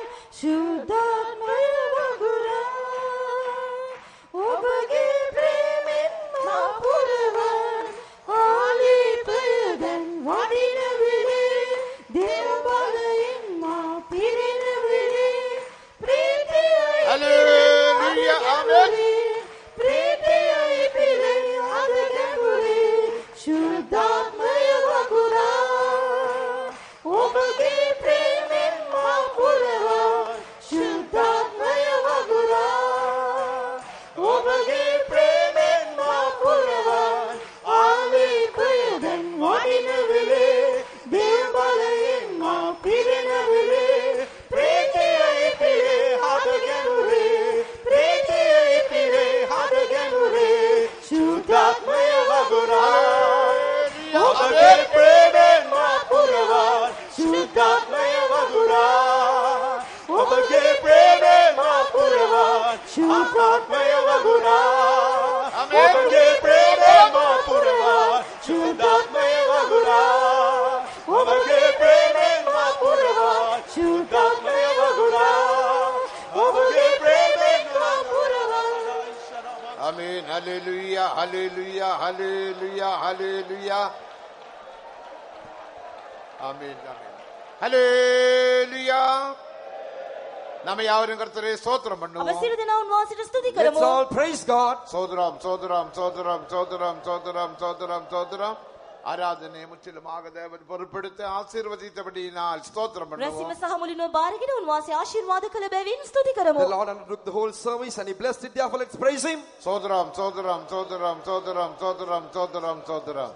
எல்லா துதி கன மகிமை கர்த்தருக்கு செலுத்தி ஸ்தோத்திரம் பண்ணுவோம். සියලු ගෞරවය මහිමය ප්‍රශංසාව උන්වහන්සේට පුද කරමින් ස්තුති කරමු. Giving all glory, honor and praise to Him. Let's praise God. சோதரம் சோதரம் சோதரம் சோதரம் சோதரம் சோதரம். பிதா குமார பரிசுத்த ஆவியானவருக்காய் ஸ்தோத்திரம் පියාණන් பண்ணுவோம். වහන්සේ පුත්‍රයන් වහන්සේ ශුද්ධාත්මයන් වහන්සේ නිසා ස්තුති Let's කරමු. praise God, the Father, Son, and the Holy Ghost. சோதரம் சோதரம் சோதரம் சோதரம். ஜெபம் பண்ணுவோம். යාඥා කරමු. Let's pray. සාසුදි කරනවා අපිට කතා කළ වචන නිසා සාසුදි කරනවා ධර්මිෂ්ඨයන් පියන් වහන්සේගේ රාජ්‍යයේ සූර්යාමෙන් බබලන බව වහන්සේගේ වචනේ සුද්ධ ලියවිල්ලේ සඳහන් වී තිබෙනවා. ඒ සදා කාලේ අප ලබන්ට යන ප්‍රතිඵලය පිළිබඳව අප ලබන්ට යන තේජස පිළිබඳව වහන්සේ අප දැනුවත් කර තිබෙනවා. අපට වහන්සේගේ වචනයෙන් කතා කර තිබෙනවා. එම නිසා ස්වාමිනී අප ධර්මිෂ්ඨයන් බවට පරිවර්තන යුතුව තිබෙනවා. ඒ ධර්මිෂ්ඨයන් බවට පත් විය හැකි කෙසේද යන්න ගැන ඔබ වහන්සේගේ වචනේ කරුණ අපට පැහැදිලි කර දී තිබෙනවා. එම නිසා ස්වාමිනී පියවරෙන් පියවර ධර්මිෂ්ඨයන් බවට පරිවර්තන වීමට උපකාර කළ මැනව ගැලවීම බෞතිස්මේ ශුද්ධාත්මය අධ්‍යාත්මිකීම් තුලින් දිව්‍ය සුවේ සාහනිකුත් අධ්‍යක්ීම් තුලින් ඔබ වහන්සේට වඩා ළඟා වීමට ධර්මිෂ්ඨ වීමට උපකාර කළ මැනව ඔබ වහන්සේ සදාකල රාජ්‍යයේ බෝ ආශස්ථානයන් තිබෙනවා. ඔබ වහන්සේ අප කැඳවා තිබෙන්නේ අති උත්තරීතර ශ්‍රේෂ්ඨ ස්ථාන හිමි කර ගැනීම සඳහායි. ඒ අති ශ්‍රේෂ්ඨ වූ ඒ උත්පරිම තේජස මහිම අපට දෙන්නත් ඔබ වහන්සේ කැමති වෙනවා. එම නිසා ස්වාමිනී මේ පිළිබඳ දර්ශනයක් ඇතුව ඔබ වහන්සේගේ රාජ්‍යයට සූදානම් උපකාර කළ මැනව අපි අටත් ඔබ වහන්සේට බාර වෙනවා. ඉක්මනින්ම ජයගස බවස්වාග ලබන්න යනවා. එම කණ්ඩායම දකුණු ලබන අපට කරුණාව දුන්න මැනව අපි අටත් ඔබ වහන්සේට බාර වෙමු. යේසුස් වහන්සේගේ නාමයෙන්. பிதாவே இந்த வேளைக்காக துதிக்கிறோம். இந்த ஆசீர்வதிக்கப்பட்ட சமத்துக்காக ஸ்தோத்திரம் கர்த்தாவே. வாக்குத்தத்தத்தின்படி எங்கள் மத்தியில் வந்து தொடக்கம் இருந்து முடியும் மட்டும் இந்த ஆராதனை முற்றுமாய் பொருட்படுத்தி நடத்தி ஆசீர்வதித்தபடியினால துதிக்கிறோம். விசேஷமாக கர்த்தாவே நம்முடைய வார்த்தைகளை நீர் அபிஷேகித்தபடியினால துதிக்கிறோம் கர்த்தாவே. ஆண்டவரே இந்த கடைசி நாட்களில் கர்த்தாவே காதுள்ளவன் கேட்க கடவன் அப்படி சொன்னீர் கர்த்தாவே. முற்றுமாய் இந்த மேலான உபதேசங்களுக்கு சத்தியங்களுக்கு நாங்கள் கீழ்ப்படிந்து என்னதான உபத்திரவங்கள் போராட்டங்கள் வந்தாலும் புத்தியுள்ளவர்களைப் போல கண்மலையின் மேல் வீட்டை கட்டினர்களைப் போல காணப்படத்தக்கதாய் கர்த்தாவே நீர் தொடர்ந்து உதவி செய்ய வேண்டும் என்று வேண்டிக் கொள்கிறோம் கர்த்தாவே. பிதாவின் ராஜ்யத்திலே கர்த்தாவே சூரியனை போல நீதிமான்கள் பிரகாசிக்கிறார்கள் கர்த்தாவே. அவனமாக தேவைப்பிள்ளைகளாகிய நாங்கள் அனைவரும் சூரியனை போல பிரகாசிக்கும்படிக்கு கர்த்தாவே இந்த மேலான உபதேசங்கள் சத்தியங்களை நீர் கொடுத்து ஆண்டவர் எங்களோடு பேசிக் கொண்டிருக்கிறீரே அதுக்காக துதிக்கிறோம். நீதியாகிய நம்முடைய கட்டளைகளை கை கொண்டு கர்த்தாவே நாங்கள் மனம் திரும்பவும் ஞானஸ்தானம் எடுக்க பரிசுத்தாவின் அபிஷேகத்தை பெற்றுக்கொள்ள வேறு விருந்த ஜீவியம் செய்யும்படி கர்த்தாவே நீர் எங்களோடு பேசிக் கொண்டிருந்தீரே அதற்காக ஸ்தோத்தரிக்கிறோம். ஸ்தோத்திரம் கர்த்தாவே. விசேஷமா உலகத்தையும் மரணத்தையும் பாதாளத்தையும் பிசாசுகளையும் ஆண்டவரை ஜெயிக்க வேண்டும் என்று சொன்னீர் கர்த்தாவே. ஆமாண்டவர் இந்த நாட்களில் உலகம் மாமிசம் பிசாசு பாதாளங்களை ஜெயித்தவர்களாய் உம்முடைய சன்னிதானத்திலே நாங்கள் ஒவ்வொருவரும் காணப்படத்தக்கதாய் கர்த்தாவே நீர் அனுக்கிரகம் செய்ய வேண்டும் என்று வேண்டிக் கொள்கிறோம் கர்த்தாவே. ஆண்டவரை நாங்கள் வளர வேண்டும் என்று சொன்னீர் கர்த்தாவே. உம்முடைய கிருபையிலும் மேலான உபதேசத்திலும் எல்லா அறிவிலும் எல்லா வல்லமையிலும் வளரத்தக்கதாய் ஆண்டவரே உம்முடைய பிள்ளைகளுக்கு நீர் அனுக்கிரகம் செய்தருளும். விசேஷமாய் நீர் வரும் பொழுது உம்மை முகமுகமாய் சந்திக்கத்தக்கதாக கர்த்தாவே நீர் எதிர்பார்க்கிறான ஒரு பரிசுத்தமான ஜீவியத்தை ஒவ்வொருவருக்கும் நீர் கொடுத்து உதவி செய்தருளும். ஆசீர்வதியும் காத்துக்கொள்ளும். அந்த நாள் கொண்டு ஒரு ஒப்பு கொடுக்கிறோம். அடியார தாழ்த்துகிறோம். இயேசு கிறிஸ்துவின் நாமத்தில் கேட்கிறோம் பிதாவே. ஆமென். Gracious and loving Heavenly Father, we praise you and thank you for Jesus Christ, the righteous one. Tonight we thank you once again for gathering us in this place. Truly, Lord, you descended upon us with your glory. Therefore, we give you thanks. Thank you, Lord, for reminding us this evening that the righteous shall shine as the sun in the kingdom of the Father. Oh God, thank you for really working in our lives. Tonight, we thank you for granting us the grace to be obedient to the counsel of God. Lord, in these days as you are speaking, Lord, we want to surrender our lives into the hands of God so that the plan of God can be fulfilled in our lives. Yes, Lord, you are preparing that glorious city, New Jerusalem, for us, O God. Once the work has been completed in our lives, truly you will come and gather us unto thyself. Yes, when the Lord shall build up Zion, he shall appear in his glory. So Lord, you continue to work in our lives. Remove all the unwanted things, O God, from our lives, Lord. Remove bitterness and unforgiveness and all the darkness from our lives and fill us, Lord, with the glory of God. Thank you for the great work you are doing in our lives. Truly, this is not the work of man. This is the work of God. This is the work of grace being done in our lives. Therefore, we give you thanks. Thank you once again for speaking to us. Thank you for increasing our faith in you. Thank you, Lord, for removing self-righteousness from our lives. Thank you for filling us and clothing us with the very righteousness of Jesus Christ tonight. Lord, once again this evening, we humble our hearts and commit our lives into your hands. We give you all the glory and praise to you. Thank you, Father. Bless thy children in Jesus' precious name. Amen. Now may the grace of our Lord Jesus Christ, the love of God the Father, and the sweet communion of the Holy Spirit rest and abide with each and every one of us until Jesus appears in all his glory. Amen. Hallelujah.